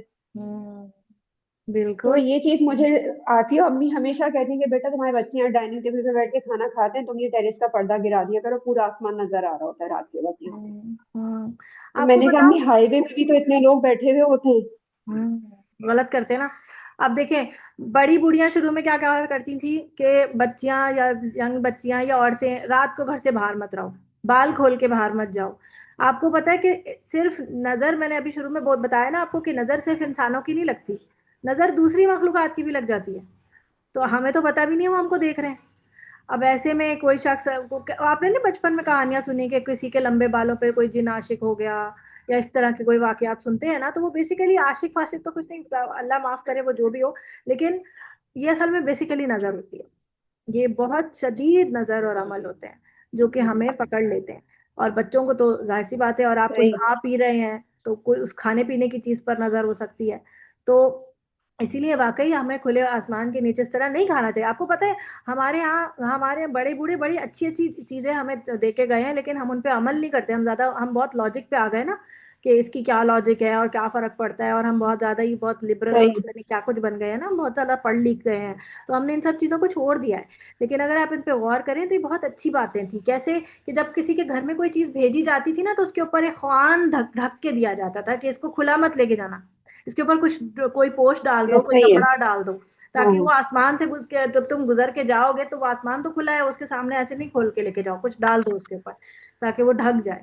اسی طرح جب رات کو برتن آپ کے پڑے ہوتے ہیں ان کو بھی ڈھک دینا چاہیے کہ وہ کھلے نہ پڑے ہوں، یا تو آپ ان کو اپ سائڈ ڈاؤن پلٹ دیں، یا پھر اگر وہ کھلے پڑے ہوئے ہیں تو ان کے اوپر کوئی کپڑا ڈال دیں. یا اگر آپ کی کوئی چیز ہے، کھانے پینے کی کوئی چیز کھلی پڑی ہے تو اسے ڈھک دیں. اگر فرض کریں آپ کے پاس کچھ ڈھکنے کے لیے نہیں ہے تو ایک بلے سے آپ پلیٹ کو یا لکڑی کو بھی، مطلب کہا جاتا ہے یعنی کہ اس زمانے میں تو برتن وغیرہ کم ہوتے تھے، تو لکڑی کو بھی اگر آڑ دے کر اس کے اوپر رکھ دیا جائے اور بسم اللہ پڑھ لی جائے تو اس سے بھی کفایت ہو جاتی ہے. تو ان سب چیزوں کو ڈھکنے کا حکم ہے تو انسان کو بھی تو ڈھکنے کا حکم ہے نا. اب عورتیں تو اتنی بے پردہ ہو گئی ہیں کہ وہ ویسے ہی نکلنا ہے بس باہر، تو پھر وہاں بیٹھ کے، پھر شنواری پہ بیٹھ کے، اور کتنے مردوں کی نظریں اور پھر کتنے شیاطین کی نظریں، اور آس پاس آپ کو پتہ ہے کہ درخت بھی ہوتے ہیں، سب کھلا ہوتا ہے، آپ کو کیا پتا کون آپ کو دیکھ رہا ہے. تو یہ تمام چیزیں، اور پریگننٹ خواتین کو کہا جاتا ہے کہ بالکل اس طرح باہر نہ جائیں، اور شروع کے فرسٹ ٹرائمیسٹرس میں تو بالکل نہیں جانا چاہیے کہ اس طرح کی ایریاز میں رات کے ٹائم. اور کوشش کرنا چاہیے آپ کو ڈاکٹر کے پاس جانا ہے، آپ سیدھے جائیں اور سیدھے واپس جو ہے، تاکہ آپ زیادہ دیر جو ہے وہ باہر نہ رہیں ایسی حالت میں. جی آگے چلتے ہیں. اچھا میں غاسق سے بتا رہی تھی کہ جو اندھیری رات کا جو شر ہے نا، اس میں ایک چاند بھی ہے. اب آپ کہیں گے کہ چاند کا کیا شر ہو سکتا ہے؟ اس کے بارے میں نبی کریم صلی اللہ علیہ وسلم نے باقاعدہ انگلی اٹھا کر چاند کی طرف اشارہ کر کے کہا کہ عائشہ اس چاند سے بھی پناہ مانگو، اس کا بھی شر ہے. تو آپ سوچیں کہ اس میں چاند کا کیا شر ہوگا؟ چاند کا کیا شر ہوگا؟ آپ نے کبھی نوٹس کیا کہ جب بھی فل مون ہوتا ہے تو آپ اگر کہیں باہر جا رہے ہوں تو آپ نے فل مون دیکھا تو آپ اسے دیکھ کے خوش ہوتے ہیں، اور پھر اس کے بعد آپ کسی دوسرے کو ضرور متوجہ کر کے بتاتے ہیں وہ دیکھو چاند، وہ دیکھو بیبی چاند دیکھو، بچے کو کہیں گے آپ دیکھو چاند، یا آپ اپنے شوہر کو بولیں گے چاند، حالانکہ سب نے چاند ہزاروں بار دیکھا ہوگا، لیکن پھر بھی آپ اسے متوجہ کرواتے ہیں یا نہیں؟ یا صرف میں ہی کرتی ہوں؟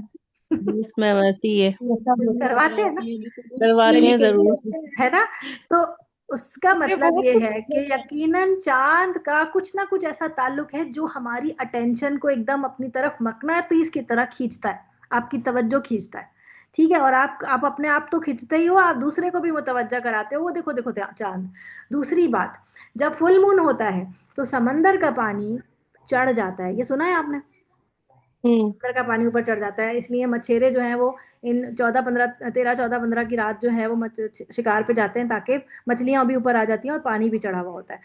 تو جو پانی جو ہے وہ بیسیکلی اوپر اچھل رہی ہوتی ہیں، لہریں بہت اونچی اونچی جا رہی ہوتی ہیں، ایسا لگتا ہے جیسے چاند کو چھونا چاہتی ہیں. اور یہ یعنی کہ چاند میں ایسی کشش ہے جو پانی کو کھینچ رہی ہے مقناطیس کی طرح. تو جب سمندر کا پانی وہ کھینچ سکتی ہے تو انسان کی باڈی کس سے بنی ہے؟ 70% of the human body consist of water. آپ کے برین میں بھی واٹر ہے، آپ کا پتہ ہے نا، آپ کا دماغ جو ہے وہ پانی کے اندر ہے، ایک مطلب جھلی ہے، اس کے اندر واٹر ہے، وہ جس کو بھی جو کون سا فلوٹ کہتے ہیں، اللہ میں بھول ہی گئی، تو سیریبرل فلوٹ کہتے ہیں. تو وہ جو ہے آپ کے برین کو پروٹیکشن دیتا ہے، لیکن وہ پانی ہے نا، ایک طرح سے لکوڈ ہے نا، تو یہ بھی آپ کی باڈی کو مطلب اس طرح سے آپ اس کو دیکھتے ہیں تو آپ کھنچتے ہیں.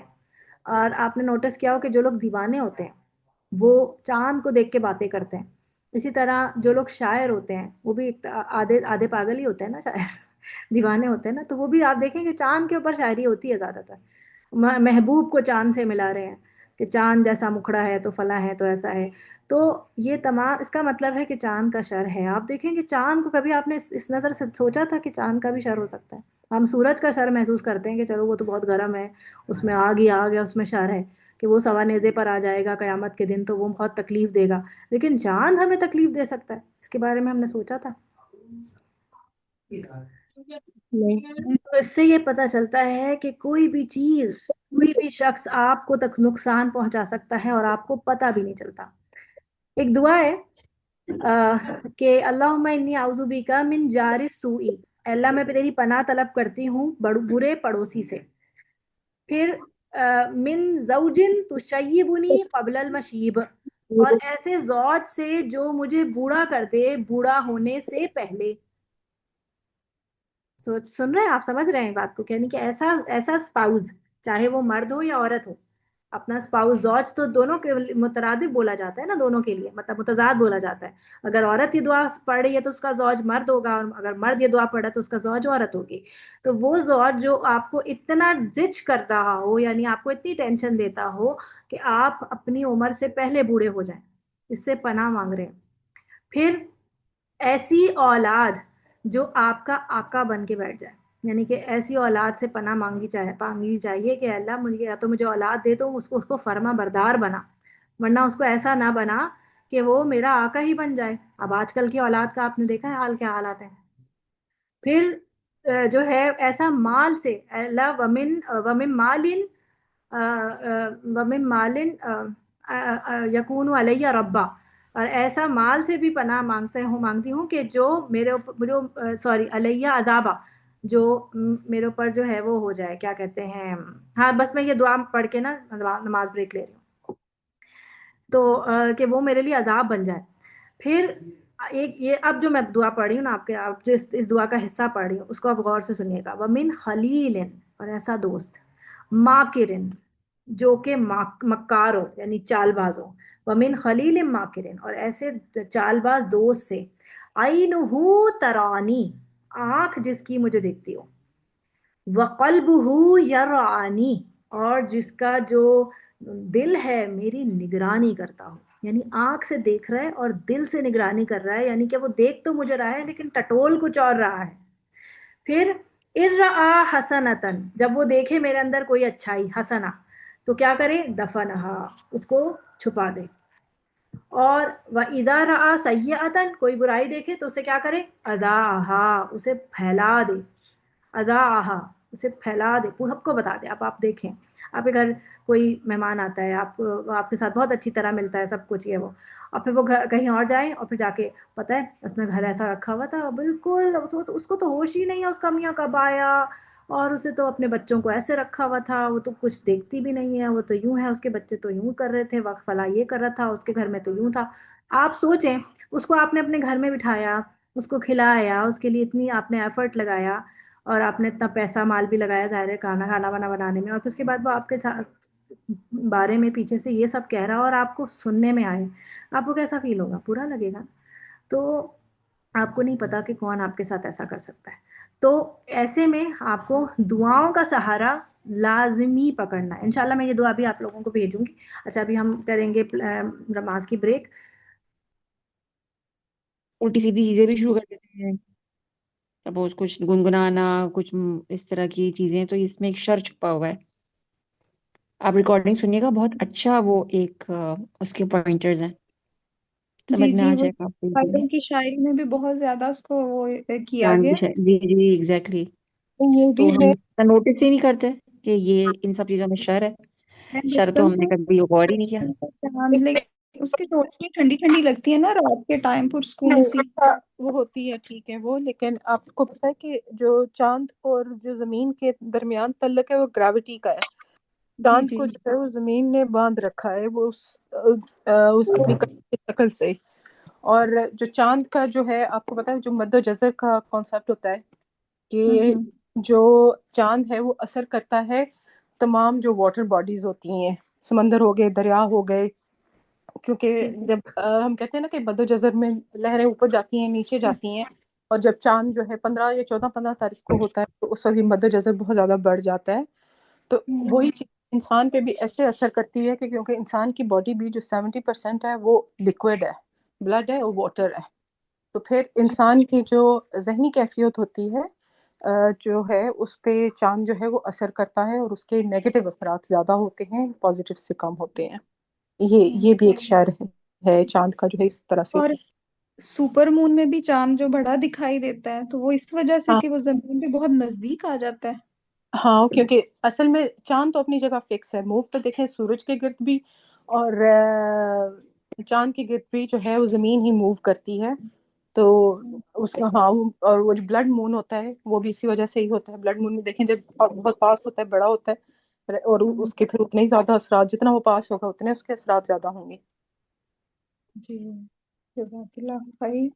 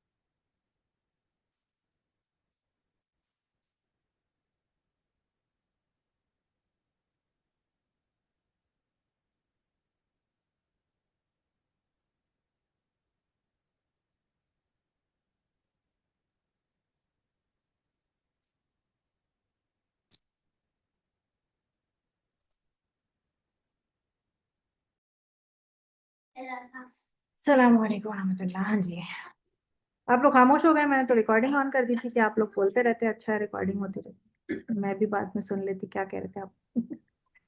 میم ایک بات میں کہنا چاہ رہی تھی، مگر میں چاہ رہی تھی کہ آپ موجود ہوں، کیونکہ یہ جو برین کے فلوئڈ پہ چاند کے اثر کی بات ہے، یہ اس کا تعلق زیادہ تر تو جو پرانے زمانے میں شاعری اور یہ میتھولوجی جو تھی نا اس سے زیادہ تعلق ہے. کیونکہ ہماری باڈی کا پانی کتنا بھی زیادہ ہو، جو سمندر کے مقابلے میں ہم تو بالکل نیگلیجبل ہیں. جیسے آسمان سے کہیں سے سیٹلائٹ سے اگر دنیا کا جائزہ لیا جائے تو میں نظر نہیں آؤں گی، لیکن سمندر پانی نظر آئے گا.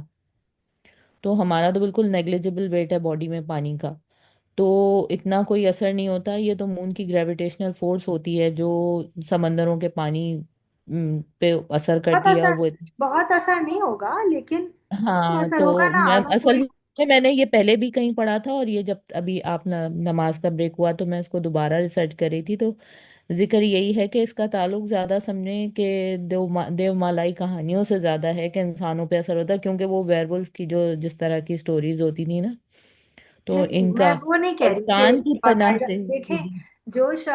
جو شخص جیسے شاعر لوگ ہوتے ہیں نا، موسٹلی شاعروں کو اگر آپ نے کبھی اتنی قریب سے دیکھا ہو. میں نے کچھ لوگوں کی مطلب لائف ہسٹری سنی ہے جو باقاعدہ، کہ جو شاعر لوگ ہوتے ہیں نا وہ اپنی مستی میں مست ہوتے ہیں. انہیں نہ اپنی فیملی کا ہوش ہوتا ہے، نہ اپنے گھر والوں کا ہوش ہوتا ہے، نہ انہیں پاکی نہ پاکی کا خیال ہوتا ہے. وہ بس اپنی شاعری میں لگے رہتے ہیں. وہ سارا وقت بس اپنے ابھی مجھے آمد ہوئی تو بس شاعری کرنی ہے، شاعری کرنی ہے. اللہ ماشاء اللہ کچھ اچھے بھی ہوتے ہوں گے، لیکن زیادہ تر لوگوں کا شاعروں کا یہ علام دیکھیں. آپ نے نہیں سنا ہوا کہ جو مرزا غالب تھے اور اس طرح کے اور دو لوگ تھے بڑے شرابی کبابی بھی تھے، اور اس طرح کی مطلب شاعری یہ لوگ کرتے تھے. اور شراب کے اوپر بھی ساقی اور اس طرح کی شاعری نہیں ہے ان کے مطلب زیادہ تر شاعروں کی. تو بیسیکلی شاعر جو ہوتے ہیں وہ بیسیکلی اسی لیے کیونکہ ان کے اوپر اثرات، اور صرف چاند کا اثر تھوڑی ہوتا ہے، پھر تو اور مخلوقات کا بھی تو اثر. اگر آپ مطلب پاکی کا خیال نہیں رکھتے اور آپ جو ہے باقی اذکار نہیں کرتے، پھر ایسے لوگوں کو اذکار اور اللہ تعالیٰ سے کیا شغف رہتا ہے؟ وہ تو اپنی شاعری میں مگن ہوتے ہیں. تو پھر ایسے میں ان کو پھر اور ساری چیزیں میگنیفائڈ ہو کر اثر کرتی ہیں. تو کہنے کا مطلب میں آپ کو یہ سمجھا رہی ہوں کہ ہمیں تھوڑا بہت تو اٹریکٹ، ہم اتنا تو کرتا ہے نا کہ ہم اس کو دیکھتے ہیں تو ایک دم متوجہ ہوتے ہیں، اور لوگوں کو مطلب اتنا تو اٹریکٹ کرتا ہی ہے نا. لیکن اگر ہم اپنے حفاظتی ساری چیزیں چھوڑ دیں تو ہمیں زیادہ اٹریکٹ کرنا شروع ہو جائے چیزیں. جیسے ابھی کسی نے ابھی کوئی کہہ رہا تھا نا، میں بھی یہاں جا رہی تھی کہ کسی کو کہ مجھے چاند بہت اٹریکٹ کرتا تھا. کون کہہ رہا تھا؟ میں کہہ رہی تھی فوزیہ، ہاں ابھی بھی کرتا تھا، آج توبہ کی ہے. اچھا. تو مطلب اچھا لگتا ہے نا، ایک ہوتا ہے اور سمندر کے کنارے آپ دیکھیں رات کے ٹائم سکون میں سمندر کے کنارے ٹہلنا، اور اگر فل مون کی رات ہو تو اور بھی مزہ آئے کہ انسان وہاں پہ ٹہل رہا ہو اور خاموشی ہو اور سکون ہو. تو ایسے میں انسان اپنے وجد میں نہیں رہتا، ایسے میں انسان نا ایسے اپنے کھوئی ہوئی چیزوں میں اور ایسے لا تعلق سا اور اپنے آپ سے بیگانہ سا محسوس کرتا ہے، کہیں اب کہیں اور ہی کسی اور کیفیت میں چلا جاتا ہے. تو ان سب کا شر ہے نا، تبھی تو وہ انسان اپنے آپ کے اپنے قابو میں نہیں رہتا، تھوڑا تھوڑا کنٹرول چھوٹ رہا ہوتا ہے ہم سے. تو یہ جو چیزیں ہیں نا یہ سب ہم سے. آتا ہے کہ یہ جو شاعری اچھی شاعری ہوتی ہے یہ بھی الہام کی ایک قسم ہوتی ہے نا. ہاں جی بالکل بالکل. لیکن الہام کے حوالے سے بھی وہی ہے کہ جیسے اگر اچھا خیال ہے تو اللہ کی طرف سے فرشتوں کی طرف، مطلب فرشتوں کے ذریعے اللہ تعالیٰ بھیجتا ہے، تو اچھا خیال ہے. لیکن اگر اچھا خیال نہیں ہے تو وہ بیسیکلی وسوسہ ہے، برا خیال، یعنی کہ کوئی بری شاعری کر رہا ہے کوئی، مطلب جس طرح کی کوئی ایک عشقیہ شاعری ہے، جو گانے ہوتے ہیں یہ بھی تو شاعری ہی ہوتی ہے نا، تو ولگر قسم کے جو گانے ہیں یا جو بھی ہے تو وہ سب بھی تو آپ اس کو کہیں گے کہ وہ الہام ہے، تو وہ بیسیکلی وسوسہ. صحیح ہے، اس کو پھر ہم تعبیر کریں گے وسوسے سے، یہ یہ جو شیطان کی طرف سے ہے. چاند کو اس طرح پسندیدگی کی نظر سے نہیں دیکھنا چاہیے پھر.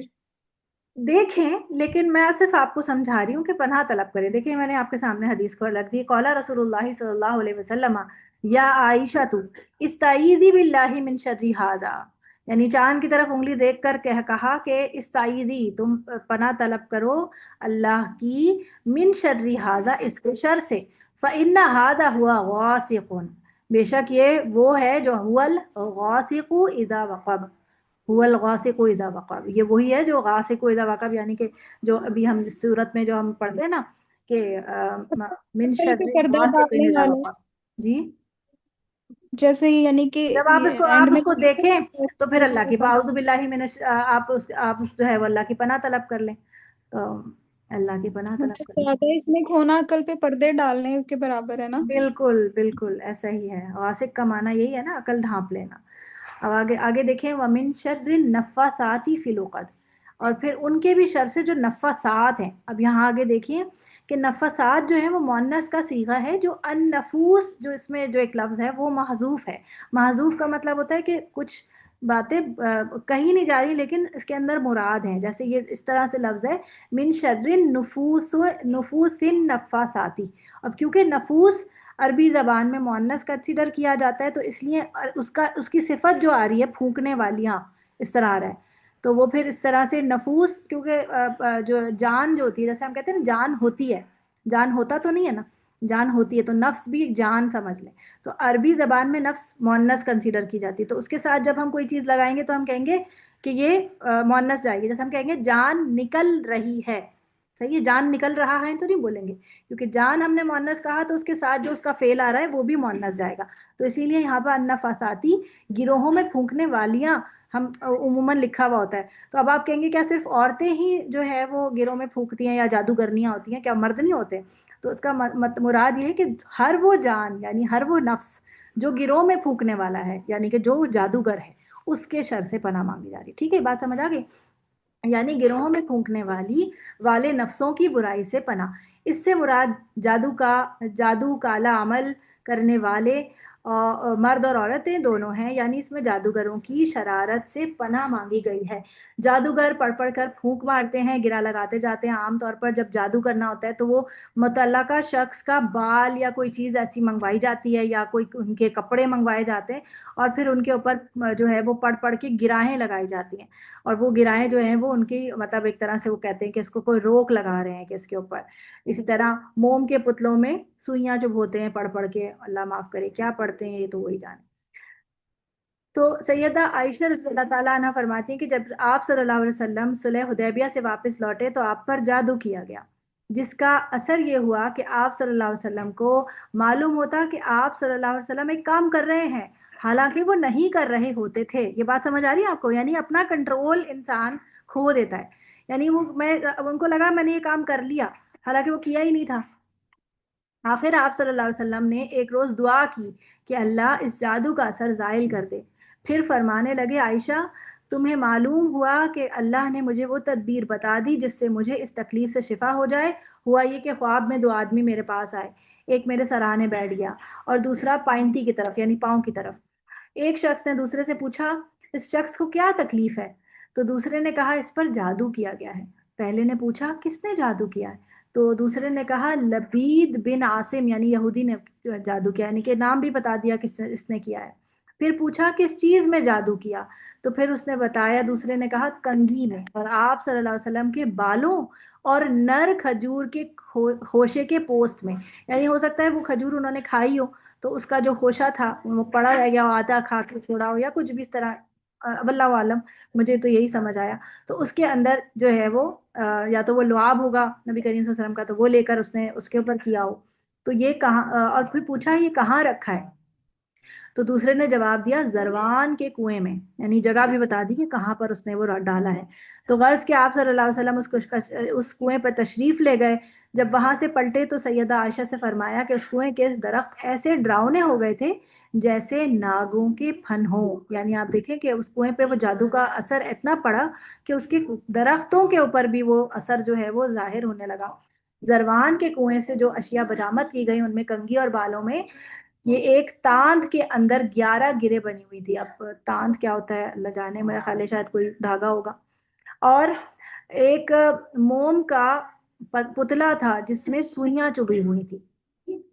جبرائیل علیہ السلام نے آ کر بتایا کہ آپ صلی اللہ علیہ وسلم معوذتین پڑھیں. چنانچہ آپ صلی اللہ علیہ وسلم ایک ایک آیت پڑھتے جاتے اور اس کے ساتھ ایک ایک گرہ کھولی جاتی اور پتلے میں سے ایک ایک سوئی نکالی جاتی رہی. خاتمے تک پہنچتے ہی ساری گرہیں کھل گئی کیونکہ ان دونوں صورتوں کی 11 ہی آیات ہیں اور ساری سوئیاں نکل گئیں اور آپ صلی اللہ علیہ وسلم جادو کے اثر سے نکل کر یوں آزاد ہو گئے جیسے کوئی بندھا ہوا شخص کھل جاتا ہے. تو آپ دیکھیں کہ کچھ بھی نہیں کیا اور صرف یہ دعائیں پڑھ لی ہیں، لیکن پورے ایمان کے ساتھ. آپ کو پتہ ہے کئی دفعہ ایسا ہوتا ہے تو ہم دعائیں تو پڑھ رہے ہوتے ہیں اور ہم کو لگ رہا ہوتا ہے کہ اس کا اثر نہیں ہو رہا. وجہ اس کی یہ ہوتی ہے کہ ہمارے ایمان میں کمزوری ہوتی ہے. ہم سوچ رہے ہوتے ہیں پتہ نہیں اس کا اثر ہوگا یا نہیں، پتہ نہیں یہ کس طرح بتایا، پتہ نہیں کوئی. ہاں اگر کوئی اوتھینٹک شخص آپ کو کوئی بات بتا رہا ہو تو آپ پھر آپ کے ایمان میں تھوڑا اضافہ ہو جاتا ہے، آپ تھوڑا تقویت بخشتے ہیں. ہو سکتا ہے کوئی شخص آپ کو کہے کہ آپ دعا کرو میں بھی دعا کروں گا، تو آپ کہتے ہیں کہ ہاں وہ تک دعا کر رہا ہے نا تو اس کی بھی دعا لگے گی اور میں بھی دعا کر لیتا ہوں. تو پھر آپ میں تھوڑا سا کانفیڈنس آ جاتا ہے. تو پھر آپ سوچتے ہیں کہ کسی کا ہاتھ ہے مجھ پر تو میرے جو ہے وہ میری دعائیں جو ہیں وہ قبول ہو رہی ہیں یا یہ میں اس اثر سے نکل گیا. بلکہ اللہ تعالیٰ نے آپ کو صاف ڈائریکٹ پناہ کے طریقے بتا دیے، آپ کو کسی کے پاس جانے کی ضرورت نہیں. آپ خود اس کو پڑھ کے دم کریں پورے ایمان کے ساتھ کہ اللہ تو نے ان سب تمام چیزوں کے بچاؤ کے لیے مجھے یہ چیزیں دی ہیں، اب میں انہیں پڑھ رہا ہوں اور مجھے اس سے تو شفا دے گا. وَمِن شَرِّ حَاسِدٍ ایک إِذَا چیز حَسَدَ. یہ بھی اس کو کمپلیٹ کر لیتے ہیں پھر بات کرتے ہیں. وَمِن شَرِّ حَاسِدٍ إِذَا حَسَدَ، اور حسد کرنے والی کی برائی سے جب وہ حسد کرے.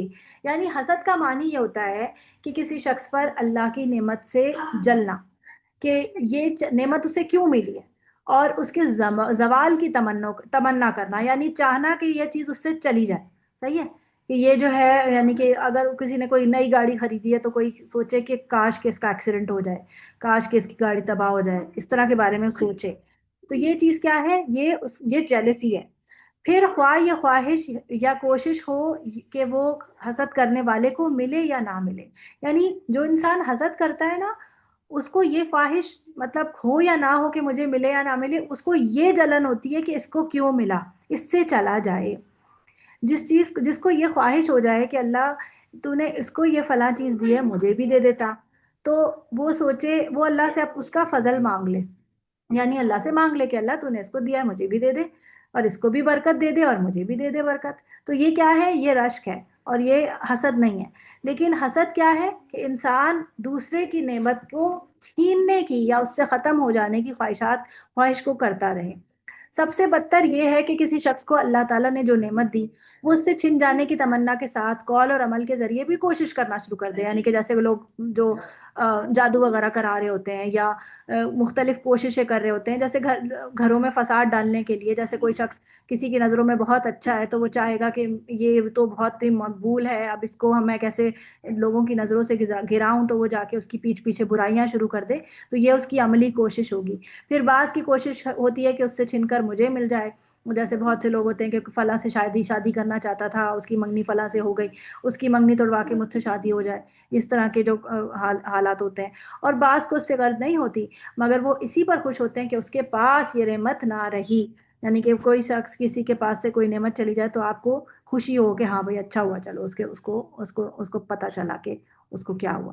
یہ جو چیز آپ کے دل میں آ جاتی ہے یہ بھی بڑی خطرناک ہوتی ہے، اس سے پناہ مانگنی چاہیے کہ اللہ ہمارے دل میں کسی کے بارے میں حسد نہ آئے، کیونکہ حسد کے بارے میں واضح حدیث آتی ہے نا کہ حسد اعمال کو ایسے کھا جاتی ہے جیسے آگ لکڑی کو۔ کئی بار آپ کو پتہ بھی نہیں چلتا آپ کو کسی سے حسد ہو رہی ہوتی ہے، آپ کسی کا بلا وجہ پیچھے مذاق اڑا رہے ہوتے ہیں، پیچھے اس کے پیچھے ہی پڑے رہتے ہیں، آپ اس کے بارے میں بات کر رہے ہوتے ہیں اور آپ کو پتہ ہی نہیں چلتا کہ حسد ہے، کہ آپ اس کی کسی نہ کسی ایک ایسی خوبی سے جل رہے ہو کہ جو آپ کے پاس نہیں ہے، تو آپ در پردہ انکانشیسلی اس کو باقی چیزوں میں کہیں نہ کہیں آپ اس کو گراؤنڈ کرنا چاہتے ہو، آپ چاہتے ہو کہ وہ نیچے ہو جائے۔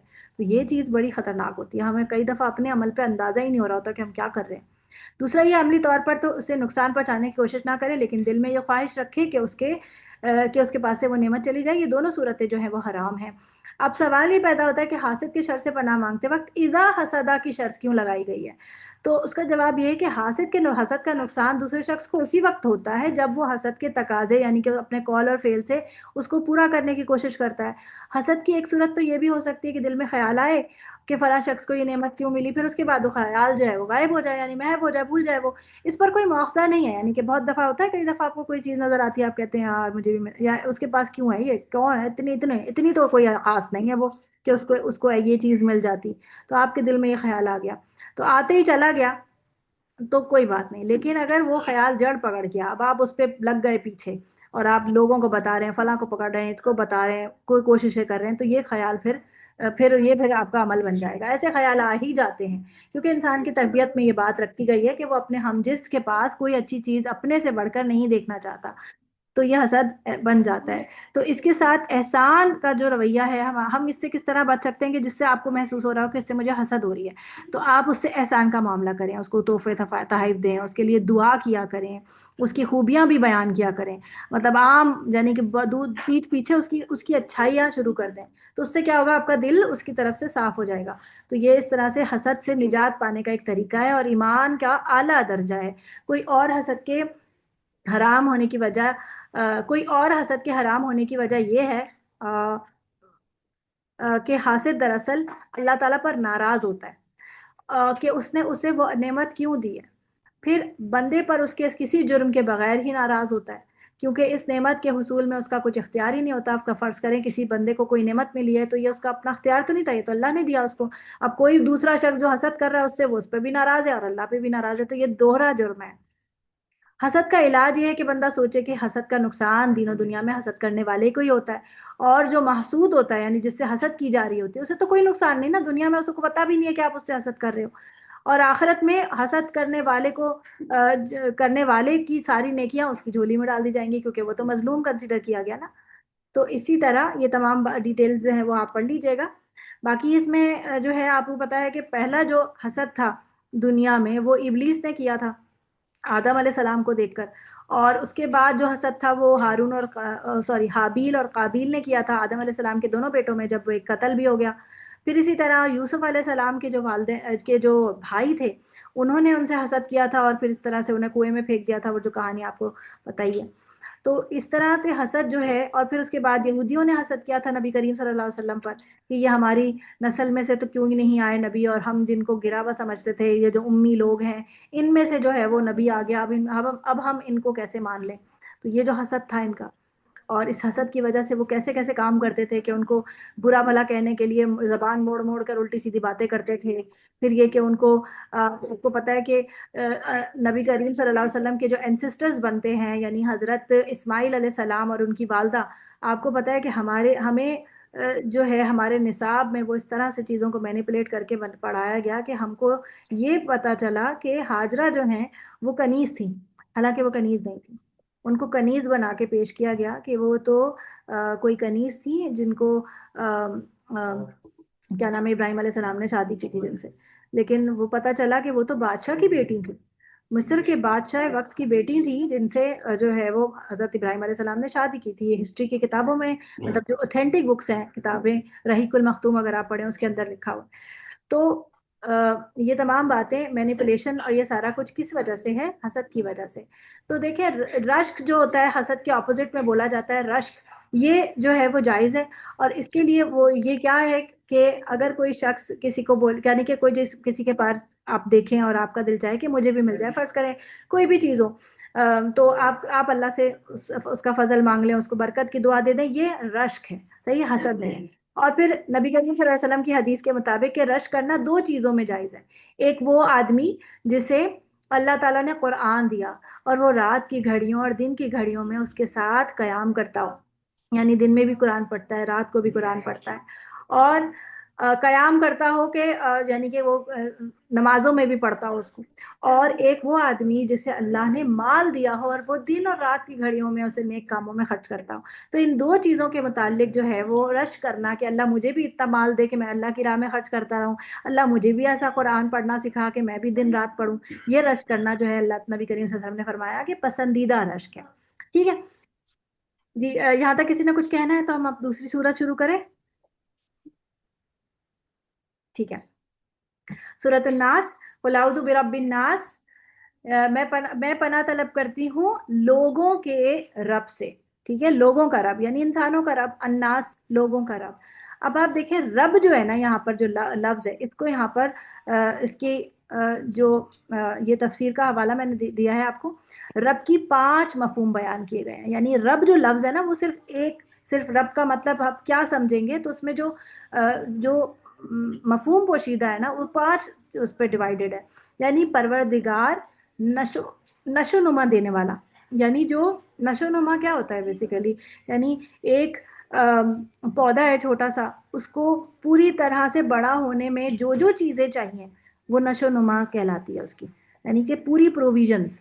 اب کوئی انسان ہے وہ بچہ سے بڑا ہو رہا ہے تو اس کو جو چیزیں چاہیے، چاہے وہ آکسیجن ہو، وہ ماحول ہو، گھر والے ہوں، صلاحیتیں ہوں، رزق ہو، مال ہو، شیلٹر ہو یا علم ہو، کچھ بھی، وہ ساری کی ساری نشو نما کے اندر آ جاتی ہے۔ تو اللہ تعالیٰ ہمیں نشو نما دینے والا ہے، ٹھیک۔ پھر دیکھ بھال کرنے والا، یعنی دیکھ بھال کرنے والا مطلب کہ کوئی وہ نہ ہو جائے، ٹیک کیئر جس طرح کرنا، یعنی کہ کوئی نقصان نہ پہنچ جائے تو اس سے بچانے والا، جیسے ہم نے کہا نا کہ اگر ہم اللہ سے حفاظت مانگیں گے تو اللہ ہمیں حفاظت دے گا۔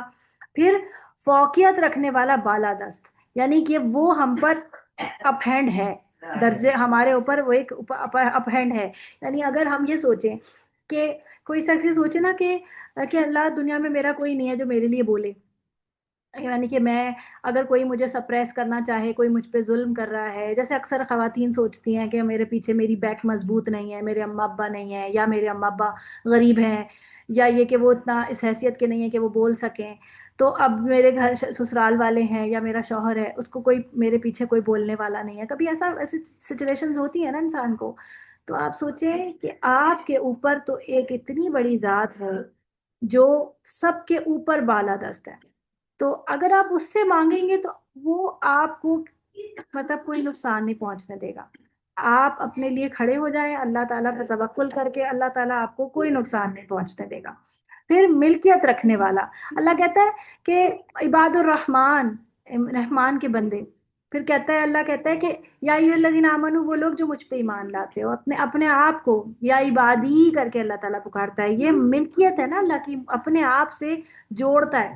پھر آقا، پھر ہر چیز کا جو حکم ہے اسی کا ہی ہے، تو آقا ہے، مالک ہے اور سب کچھ کرنے والا ہے۔ تو یہ رب جو ہے نا ایک بہت وسیع معنوں کے اندر ہے کہ ہم صرف اللہ کو کہتے ہیں نا کہ اللہ ہمارا رب ہے، تو اس میں یہ تمام چیزیں شامل ہو جاتی ہیں کہ وہ ہمارا ٹیک کیئر کرتا ہے، ہمیں اسٹارٹ سے لے کے آخر تک جو کچھ بھی ہمارے ساتھ ہونا ہے وہ سب اس کو معلوم ہے، وہ ہمیں بچاتا بھی رہتا ہے، کئی بار ہم دعائیں مانگتے ہیں اللہ تعالیٰ سے، ہماری پوری نہیں ہو رہی ہوتی، ہم سوچتے ہیں ہمیں مل نہیں رہا، پھر پتہ چلتا ہے کچھ عرصے کے بعد ہماری وہ دعا پوری ہوتی، تو ہم کہتے ہیں کہ اب ملا نا زیادہ بہتر ہوا، اس وقت مل جاتا تو اتنا اچھا نہیں تھا، اب زیادہ بہتر ہے۔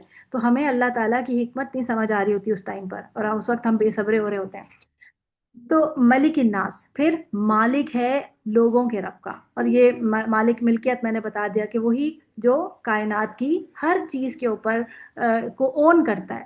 پھر الہ الناس، پھر جب اتنی کوالٹی والا رب ہے تو الہ بھی وہی ہے، اسے معبود بھی وہی ہونا چاہیے نا، جس کی یہ ساری کوالٹیز ہیں، بجائے اس کے کہ انسان جو ہے اس کو چھوڑ کے کسی اور کو جو ہے وہ اپنا معبود بنا لے۔ معبود وہ ہوتا ہے جس کی عبادت کی جاتی ہے، جس کی پیروی کی جاتی ہے، جس کی اطاعت کی جاتی ہے۔ اب آپ سوچیں کہ آپ اپنی زندگی میں کس کی پیروی کرتے ہیں، کس کی اطاعت کرتے ہیں، کس کی عبادت کرتے ہیں۔ عبادت کا مطلب صرف یہ نہیں ہے کہ آپ مصلی پر بچھا کر بیٹھ جائیں اور نماز پڑھتے رہیں یا ذکر اذکار کرتے رہیں یا قرآن پڑھتے رہیں۔ عبادت کا مطلب یہ ہے کہ آپ کی پوری زندگی اس چیز کا احاطہ کرتی ہے کہ اللہ مجھ سے خوش ہے، اللہ مجھ سے ناراض تو نہیں، اللہ مجھے دیکھ رہا ہے۔ یہ جو سب چیزیں آپ جب یہ چیز کہ آپ کے ذہن پر حاوی رہے گی تو آپ ہر اسٹیج میں اللہ کی عبادت میں ہوں گے، کیونکہ عبد کا معنی ہوتا ہے غلامی۔ تو جب آپ اللہ کی غلامی میں آ جاتے ہیں کہ میری تو اپنی کوئی مرضی ہے ہی نہیں، جو میرا رب مجھ سے چاہتا ہے میں وہی کروں، تو یہاں پر آپ کی ہر چیز جو ہے وہ عبادت میں بن جائے گی، عبادت کی زمرے میں آ جائے گی۔ بھلے سے آپ جو ہے وہ کوئی کھانا بنا رہے ہیں، آپ گھر کی صفائی کر رہے ہیں، آپ اپنے بچوں کی پرورش کر رہے ہیں، آپ سو رہے ہیں، آپ جو کچھ بھی کر رہے ہیں، لیکن اگر آپ کے ذہن میں یہ چیز چل رہی ہے کہ اللہ کی نظر میں ہوں میں، اور آپ ہر وقت اللہ کو محسوس کرتے ہیں کہ اللہ مجھ دیکھ رہا ہے، تو یہ آپ عبودیت کے اندر اور عبودیت کے اعلیٰ درجے پر ہیں، یعنی یہ تقویٰ کا اعلیٰ مقام ہے۔ پھر آپ دیکھیں من شر الوسواس الخناس، آپ دیکھیں کہ جب آپ ان دونوں صورتوں کو اس پورے یقین کے ساتھ اور ان تمام چیزوں کو شعوری طور پہ پڑھتے ہوئے، مطلب سمجھتے ہوئے پڑھیں گے، تو آپ کو محسوس ہوگا کہ آپ کو واقعتاً ایک حصار ملا ہے، آپ میں سارا ڈر اور خوف نکل جائے گا۔ من شر الوسواس الخناس۔ اچھا آپ دیکھیں وہاں پر تین آیتوں میں، یہاں پر 3 آیتوں میں اللہ تعالیٰ کی صفتیں بیان کرنے کے بعد اب آ رہا ہے من شرری، من یہاں پر اب شروع ہوا ہے، ٹھیک ہے۔ اعوذ کے بعد جو با تھا وہ یہاں پر سٹارٹ ہوا، یہاں پر با بھی ربی کے ساتھ لگا، اور اسی رب کی آگے جو ہے وہ چلتی رہیں صفات کہ رب ہے، الہ ہے، ملکی ہے، مالک ہے، اور پھر اب آ رہا ہے کہ وہ دوسرا پریپوزیشن من کا، کہ من شر الوسواسی، شر سے کس کے؟ الوسواس کے، جو وسوسہ ڈالتا ہے، الخناس جو پلٹ کر آتا ہے۔ تو یہ کون ہے؟ یہ شیطان ہے۔ اب آپ دیکھیں سورۃ الفلق میں ہم نے 3 چیزوں سے پناہ مانگی تھی، کن کن چیزوں سے؟ ایک تو ہر چیز کے شر سے، من شر ما خلق، پھر غاسق کے شر سے، پھر نفاساتی کے شر سے کہ جادو کے شر سے بچ جائے، ٹھیک ہے، پھر جو ہے ہم نے پڑھا کیا نام ہے، حاسد کے سر سے۔ اب ایک رہ گیا جو ہمارے کنٹرول میں نہیں ہے، وہ ہے شیطان، صحیح ہے۔ تو اس کے وسوسے اور اس کا بار بار ہماری طرف حاضر ہونا، بار بار پلٹ کے آنا، وہ جو ہے اس کے شر سے۔ تو الوسواس بعض کے نزدیک اس میں فاعل ہے، الموسوس کے معنی میں ہے، اور بعض کے نزدیک یہ ذل وسواس ہے، یعنی وسوسہ، مخفی آواز۔ شیطان بھی نہایت غیر محسوس طریقے سے انسان کے دل میں بری باتیں ڈالتا ہے، اسی کو وسوسہ کہتے ہیں۔ الخناس کھسک جانے والے کو کہتے ہیں، یعنی کہ جو کھسک جاتا ہے اور کھسک کے واپس آ جاتا ہے، یعنی کہ جب اللہ کا ذکر کیا جاتا ہے تو یہ کھسک جاتا ہے آپ کے پاس سے۔ جیسے جب اذان ہوتی ہے نا تو یہ بہت زیادہ اپنے پیچھے سے آوازیں نکالتا ہوا، ہوا خارج کرتا ہوا زور زور سے، اور یہ نکل جاتا ہے آواز، یہ اذان کی آواز نہیں سنتا اور وہاں سے غائب ہو جاتا ہے، اور جب اذان ختم ہو جاتی ہے پھر وارد ہو جاتا ہے نماز میں خلل ڈالنے کے لیے۔ تو یہ جب بھی ذکر کیا جاتا ہے تو کھسک جاتا ہے۔ تو الخناس خنس سے ہے، اس کا معنی ہوتا ہے پیچھے ہٹنا یا ہٹانا۔ اسی طرح جو ہے نا سورہ تکویر تھی، یہ سوری تکبیر لکھ دیا گیا ہے، تو تکویر میں ستاروں کو الخنس کہا گیا ہے نا۔ سورہ تکویر میں ایک لفظ آتا ہے یہ خنس، یعنی ستاروں کے لیے۔ تو کیوں کہا گیا ستاروں کے لیے؟ کیونکہ مغرب میں غروب ہو جاتے ہیں اور ایسا لگتا ہے کہ پیچھے ہٹ گئے ہیں مشرق میں، تو تھوڑا سا ان کی ڈائریکشن بھی بدلتی ہوگی، تو اس لیے ان کو خنس کہا گیا، خنس سے۔ تو خنس، الجوار الخنس یہ لفظ آتا ہے، اس سے یہ بات سمجھ آتی ہے کہ وہ ایک دفعہ وسوسہ ڈال کے پیچھے نہیں ہٹتا، بلکہ بار بار وسوسے ڈالتا ہے، بار بار پیچھے پڑا رہتا ہے، مطلب ہاتھ دھو کے پیچھے پڑ گیا، چھوڑ ہی نہیں رہا۔ تو آپ دیکھیں نا، کئی دفعہ ایسا ہوتا ہے کہ آپ کو کوئی پرانی بات جو ہے وہ بار بار آپ کو تنگ کرتی ہے، اور جی جس کو نماز پڑھنی ہے وہ پلیز جا کے نماز پڑھ سکتے ہیں، اور پھر ریکارڈنگ بیچ والا حصہ جو ہے نا وہ ریکارڈنگ میں سن لیجیے گا۔ تو تو بار بار ایسا لگتا ہے نا، کئی دفعہ کوئی بہت پرانی لڑائی ہوئی ہوتی ہے اور آپ کو بعد میں اس کے پوائنٹرز یاد آ رہے ہوتے ہیں، اور بعد میں دوبارہ سے غصہ چڑھنا شروع ہو جاتا ہے، ایک دم ایسا لگتا ہے کہ جیسے کوئی دبی ہوئی چنگاری کو کوئی پھونکے مار مار کے ہوا دے کے اس کو بڑھا رہا ہے۔ ایسا محسوس ہوتا ہے کبھی کبھی آپ، اکثر میرے ساتھ ایسا، جب میں برتن دھو رہی ہوتی ہوں تو اکثر ایسے پرانے خیالات آنا شروع ہوئے، اور پھر ایسے ایک دم سے ہوا، بار بار جو ہے نا وہ غصہ چڑھنا شروع ہو جاتا ہے، ایک دم لگتا ہے کہ یہ کیوں کہا تھا اس نے، فلاں نے یہ کیوں کہا تھا، اور یہ کیوں کہا، اور میں یہ کیوں نہ کہہ گئی اس دن، اور میں نے ایسا کیوں نہیں کہہ دیا۔ تو میں نے اس کا علاج یہ نکالا کہ میں جب بھی کچن میں کام کرتی ہوں تو میں قرآن کے ساتھ اپنا وقت گزارتی ہوں، کہ میں سامنے میرے قرآن مجید کھلا ہوتا ہے اور میں قرآن مجید پڑھتی رہتی ہوں اور اسی کو دہراتی رہتی ہوں، تاکہ میں ان سارے خیالات سے میری جان چھوٹ جائے۔ تو یہ وسوسہ بار بار آپ کو پرانی باتیں یاد کرا کرا کے اور ان سب چیزوں میں ڈالنے کے لیے کیا جا رہا ہوتا ہے۔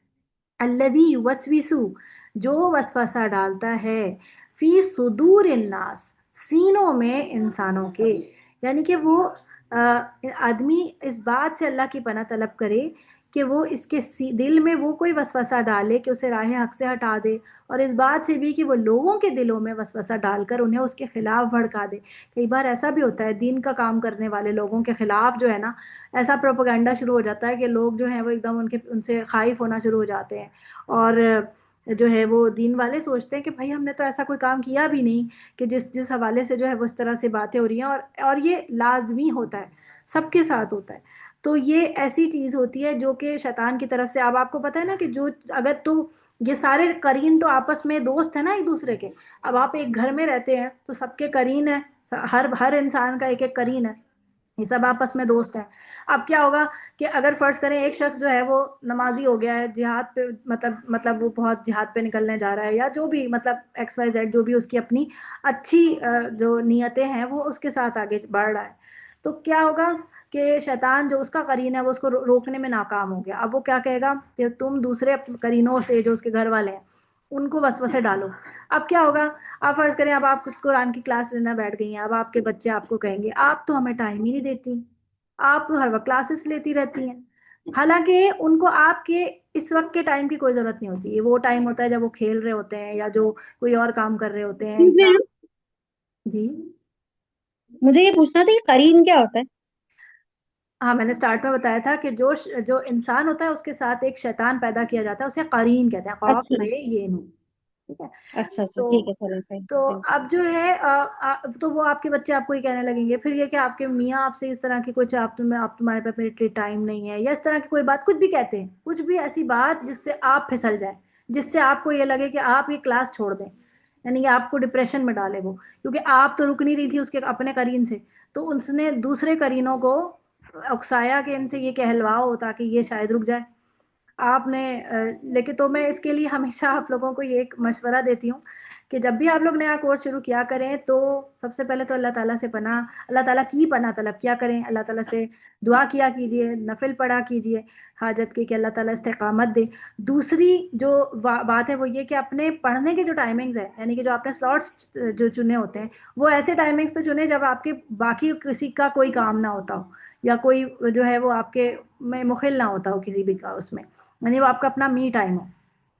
تیسری بات یہ کہ اپنے شوہر کے سامنے، اپنے گھر والوں کے سامنے کتابیں لے کے مت بیٹھا کریں، قرآن لے کر بیٹھ جائیں اور کہیں میرا پیپر ہے، میرا ٹیسٹ ہے، میرا یہ اس طرح کی باتیں نہ کریں۔ اس سے وہ لوگ کیا ہوتے ہیں، پرووک ہوتے ہیں، اور وہ اس طرح کی باتیں آپ سے وہ کچھ نہ کچھ ایسا کہہ جائیں گے کہ جس سے آپ ڈی موٹیویٹ ہوں گے۔ اللہ ماشاء اللہ، اب جیسے مجھ جیسے اب ہے کہ اب تو ہمارے گھر والوں کو بھی پتہ ہے کہ یہ رو کیسے نہ رکیں گے تو الحمدللہ، تو اب وہ ہمیں کچھ نہیں کہتے۔ تو ایک جو شروع کے لوگ ہوتے ہیں نا، جو شروع میں ابھی جو سٹارٹ والے، تو ان کو فرق پڑتا ہے ان کی باتوں سے یا کس طرح۔ اب اگر میرے میاں کہہ بھی دیں گے نا کہ تم تو بہت بزی ہوتی ہو، تو مجھے اس بات سے فرق ہی نہیں پڑے گا کہ ہاں میں بزی ہوتی ہوں، آپ کو پتہ ہے میں بزی ہوتی ہوں، اور میں آپ کے ٹائم پہ تو کچھ نہیں لے کے بیٹھتی۔ آپ کو تو میں آپ کا ٹائم دیتی ہوں، جب آپ مجھے کہتے ہیں کہ میرے پاس بیٹھو، مجھ سے باتیں کرو، یا میرے ساتھ واک کرنے چلو، یا میرے ساتھ کوئی بیٹھ کے کوئی ویڈیو دیکھ لو، تو میں آپ کے ساتھ بیٹھی ہوتی ہوں، تو وہ میں آپ کے سارے کام آپ کو دے رہی ہوتی ہوں، آپ کو کھانا گرم دیتی ہوں، آپ کو رات کو ٹائم دے دیتی ہوں، سب کچھ کرتی ہوں، پھر آپ کو یہ کہنے کی کیا ضرورت ہے کہ مجھے ٹائم نہیں دیتی؟ تو پھر اس پہ کوئی بنتا نہیں نا پھر، تو وہ بھی مسکرا کے خاموش ہو جاتے ہیں۔ تو کہنے کا مطلب یہ ہے کہ جو ہے اس چیز کو ٹیکل کرنے کی پھر ٹائم لگتا ہے اس میں۔ اچھا جی، آگے دیکھتے ہیں اس میں کہ آدمی کوئی نیکی یا برائی کرتا ہے۔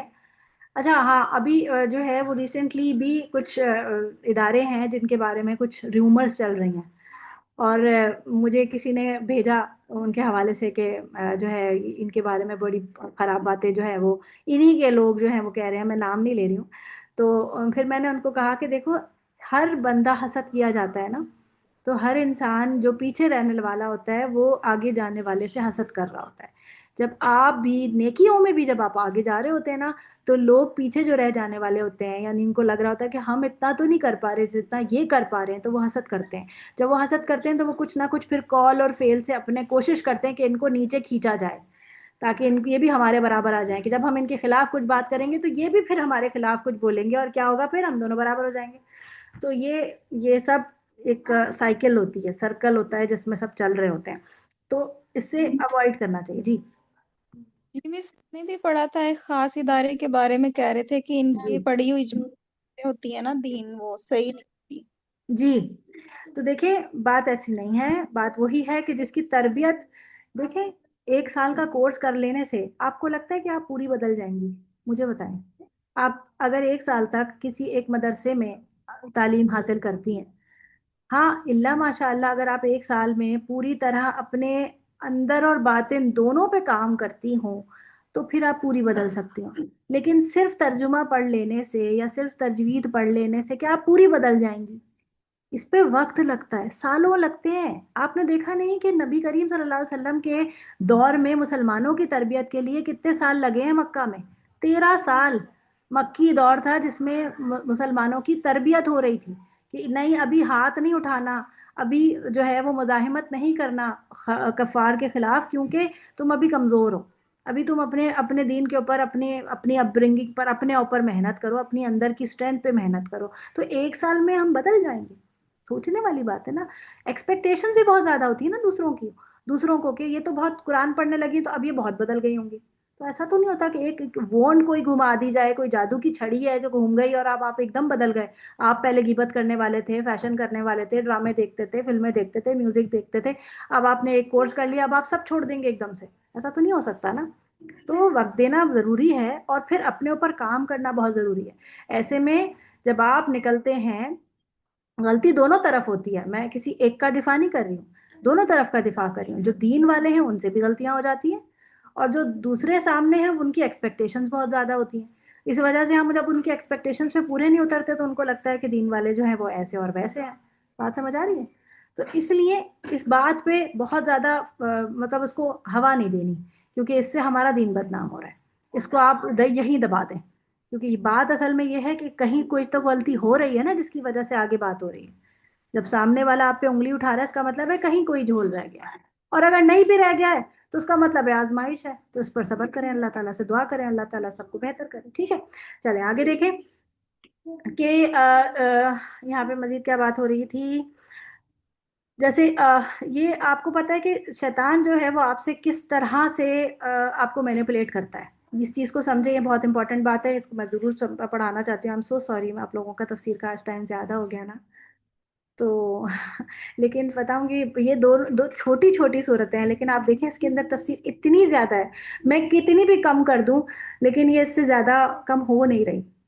اللہ تعالیٰ بس ہمارے وقت میں برکت دے، اور آپ لوگوں کو اللہ تعالیٰ بہت اجر دے، اتنی دیر آپ لوگ بیٹھے ہیں یہاں پر، اور آپ لوگوں سے قبول کرے اس کو۔ اچھا دیکھیں اس میں کہ کیا کرتا ہے شیطان آپ کے ساتھ، کہ ایک انسان جو ہے نا وہ نیکی پہ قائم ہوتا ہے، تو اس کو کیا کرتا ہے، کوشش کرتا ہے کہ اس کو نیکی سے ہٹائے، نہیں ہٹا سکتا تو اسے بدعت میں پھنسانے کی کوشش کرتا ہے۔ بدعت کیا ہوتی ہے؟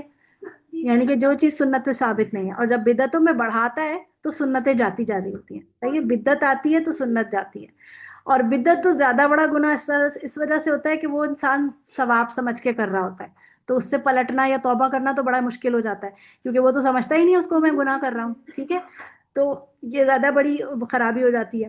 اب اسی طرح جو ہے وہ کبیرہ گناہوں میں مبتلا کرنے کی کوشش کرتا ہے، کوئی ایسے گناہ جو ہے وہ لوگوں سے ہو جاتے ہیں، تنہائی کے گناہوں میں ملوث کرتا ہے۔ اسی طرح جو ہے بڑے بڑے جو یا تو اگر بڑے گناہ نہیں ہے تو چھوٹے گناہوں کے اندر وہ کہتا ہے کہ کوئی بات نہیں، چھوٹا سا تو گناہ ہے نا، تھوڑا سا تو ہے نا، کوئی بات نہیں، ایک دن میوزک سن لیا کیا ہوا، ایک گانا سننے سے کچھ نہیں ہوتا۔ پھر کیا ہوتا ہے، انبار لگتا چلا جاتا ہے، ایک کے بعد ایک چھوٹے چھوٹے گناہ مل کر بہت بڑے بڑے بہت زیادہ ہو جاتے ہیں، تو اس کا مطلب وہ کبیرہ گناہ بن جاتے ہیں۔ پھر اس کے بعد جو ہے بے وجہ وقت ضائع بیکار کاموں میں لگانے کی کوششیں کرتا ہے۔ آپ دیکھیں، آپ قرآن پڑھنے بیٹھے ہیں، آپ جو ہے وہ کوئی سبق یاد کرنے بیٹھے ہیں، آپ کا فون بجا، آپ فون پہ بات کرنے لگے، لمبی ہو گئی بات، آپ کا وقت ضائع ہو گیا، آپ کا جو پڑھنے کا ٹائم تھا وہ نکل گیا۔ اسی طرح آپ کو کوئی میسج آیا، آپ اس لنک پہ کلک کیا، وہ کہیں اور نکل گئے، آپ کچھ اور دیکھنے لگے، آپ بھول ہی گئے آپ پڑھنے کیا بیٹھے تھے۔ سب سے زیادہ تو یہ فون جو ہے نا ڈسٹریکٹنگ سب سے زیادہ ہے۔ تو یہ آپ نماز پڑھتے ہیں، ادھر آپ کا فون بجنے لگتا ہے، آپ جو ہے وہ فون پہ متوجہ ہوتے ہیں، آپ اپنے نماز کے بعد کے اذکار بھول جاتے ہیں کہ میں نے یہ پڑھنے تھے۔ تو یہ کتنا مشکل ہے ہمارے لیے یہ سب جو ہے نا، یہ تو فون کو تو نا بالکل، میرا تو کبھی کبھی دل چاہتا ہے اس کو پھینک دو اٹھا کے کوئی، یہ اس کے بغیر یا تو یہ کوئی انسان ایک آئیلینڈ پہ چلا جائے جہاں پہ نہ فون ہو نہ کوئی اور ڈسٹریکشن ہو، انسان جو ہے وہ بس وہاں بیٹھ کے اللہ کا ذکر کرے، قرآن پڑھے۔ اچھا، تو یہ تمام چیزیں بڑے ثواب کو چھوڑ کے چھوٹے ثوابوں پر اکتفا کرنے کا وہ کر دیتا ہے، جیسے نفلی نمازوں میں لگا کر جو ہے وہ باقی فرض نمازیں چھوڑ دینا، جیسے اکثر لوگ جو ہیں وہ کچھ راتیں شب برات یا کون سی شب معراج، ان طرح کی کچھ راتیں جو خود ساختہ بنائی ہوئی ہیں، ان میں اتنا جاگے ہوں کہ فجر نماز چھوٹ جائے، اور اسی طرح اور دوسرے کام جو ہے وہ اس میں لگا ہوا، سوشل ورک میں اتنا لگاؤ کہ فرض نمازیں جا رہی ہوں، سوشل ورک میں اتنا لگاؤ کہ گھر کے جو اصل جو ذمہ داریاں اس میں نکل جائے انسان۔ تو یہ تمام چیزیں جو ہیں وہ انسان کو یعنی کہ جو یہ فسفسے جو ہے نا بیسیکلی شیطان کے، وہ اس طرح کے ہیں۔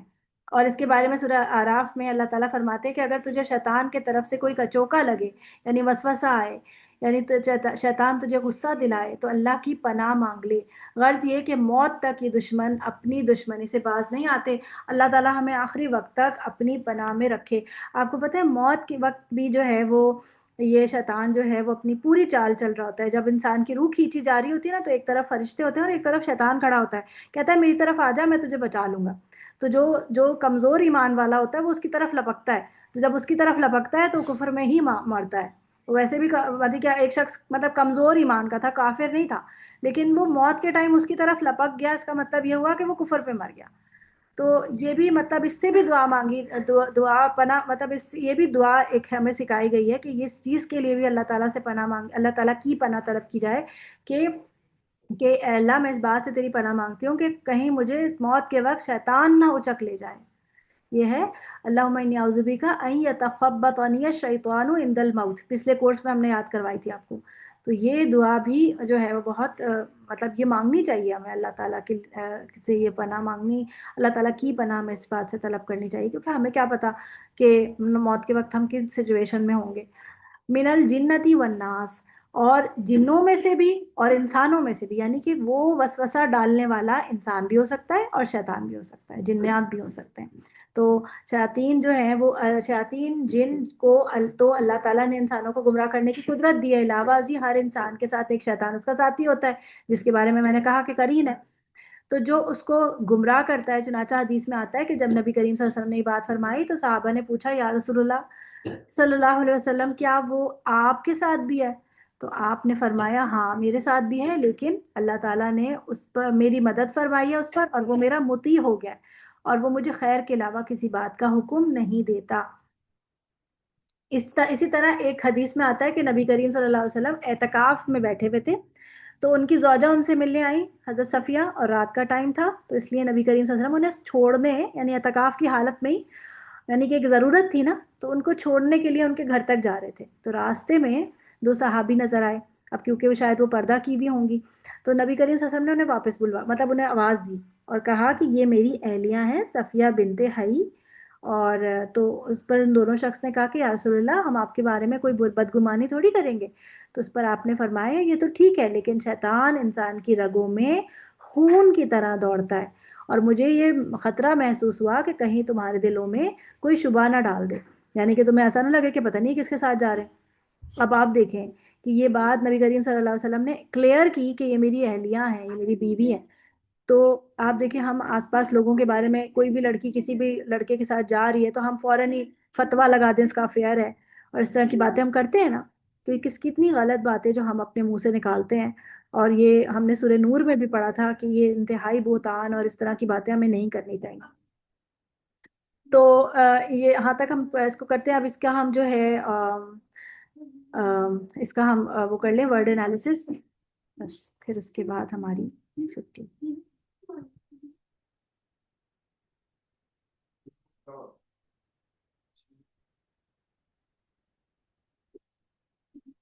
سورۃ الفلق سے شروع کرتے ہیں. کل کہہ دیجئے.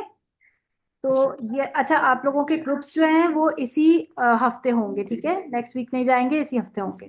تو آپ لوگوں نے اسی مطلب آج کے آج ہی اس کو یاد کر لیں، آج اور کل میں. قاف واو لام قول سے ہے. اعوذ روٹ ورڈ اس کا ہے عین واو ذال، ٹھیک ہے. اعوذ میں پناہ طلب کرتی ہوں. اس میں جو الف آ رہا ہے نا، اس میں میں کا مفہوم ہے، میں پناہ مانگتا ہوں یا میں پناہ لیتی ہوں. بی ربی، میں نے آپ کو بتایا کہ اعوذ کے 2 پریپوزیشن ہے، تو اس لیے بی کا کوئی خاص معنی نہیں یہاں پر ہو رہا، کیونکہ یہ اس کا پریپوزیشن ہے کہ جس کی پناہ طلب ہو رہی ہے، اسی لیے اس میں کی لگا یہاں پر، ٹھیک ہے. تو رب کی، الفلقی صبح کے، کون سے رب؟ فلک کے رب کی. اب یہاں پر دوسرا پریپوزیشن آ رہا ہے اعوذ کا کہ جس وجہ سے پناہ چاہیے. تو من شرری، شر سے، من کا معنی ہوتا ہے سے، اور شرری مطلب شر، صحیح ہے. من شرری، شر سے، ما جو خلقہ اس نے پیدا کیا یا اس نے پیدا کی، ٹھیک ہے، جو بھی مخلوق اس نے پیدا کی، خلقہ سے، خالام کاف، ٹھیک ہے. اچھا لفظ آگے پیچھے ہو جائیں کوئی بات نہیں، مفہوم نہیں بدلنا چاہیے بس، ٹھیک ہے. ومن شرری، اور شر سے، غاسق، غاسق یعنی ڈھانپنے والا، اندھیری رات، اندھیری رات ڈھانپ لیتی ہے نا، غسقہ. اذا جب، وقب وہ پھیل جائے یعنی اسپریڈ ہو جائے، وقب. ومن شرری، اور شر سے، النفاثاتی، نفاسات نون فے اور سا سے ہے، یعنی پھونکنے والیاں.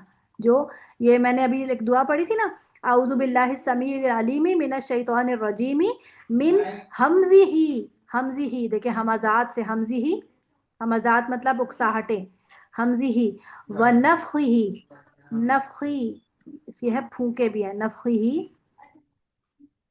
ونفسی، یہ لفظ آتا ہے، یعنی شیطان کے لیے بھی یہ لفظ آتا ہے کہ اس کی پھونکوں سے. تو میں نے آپ کو کہا نا ابھی کہ جب آپ پرانی لڑائیاں سوچتے تو ایسا لگتا ہے کہ آپ کے دل پر یہ پھونکے مار مار کر وہ پرانی دبی ہوئی چنگاریوں کو بڑا کر رہا ہوتا ہے، دوبارہ آگ لگا رہا ہوتا ہے.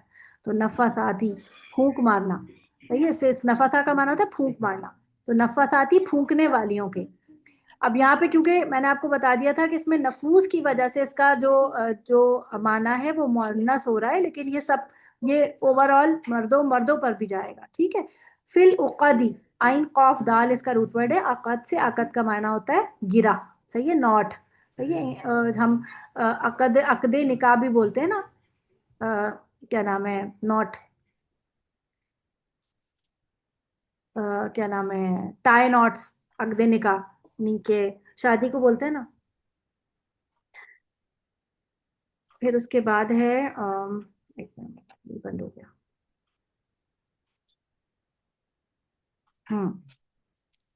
ومن شرری، اور شر سے، حاسدن، حاسد کے، اذا جب حسدہ وہ حسد کرے. بہت ایزی ہے، جب آپ اس کو پڑھیں گے نا اور آپ کو سمجھ کے پڑھیں گے تو انشاءاللہ آپ کو یہ فوراً یاد ہو جائے گی ود ان 5 منٹس انشاءاللہ. قل اعوذ، اور یہ والی تو آپ کو ویسے ہی یاد ہو جائے گی، 3 آیتیں تو ویسے اتنی آسان ہے اس کی. قل کہہ دیجئے، اعوذ میں پناہ طلب کرتا ہوں، بی ربی، دیکھیں یہ با پریپوزیشن آ گئی اس کی، رب کی، الناسی لوگ، انسانوں کے یا لوگوں کے، ملکی، ملک کیا ہوتا ہے؟ بادشاہ، بادشاہ کی، الناس انسانوں کے، الہی، الہ کی، الناس انسانوں کے، من شرری شر سے، الوسواس وسوسہ ڈالنے والے کے، الخناس جو پلٹ پلٹ کر آتا ہے. خناس پلٹ پلٹ کر آنے والے کے. تو یہاں پر دو طرح کے معنی اس کے آتے ہیں, پلٹ پلٹ کے آنا بھی اور کھسک جانا والا بھی.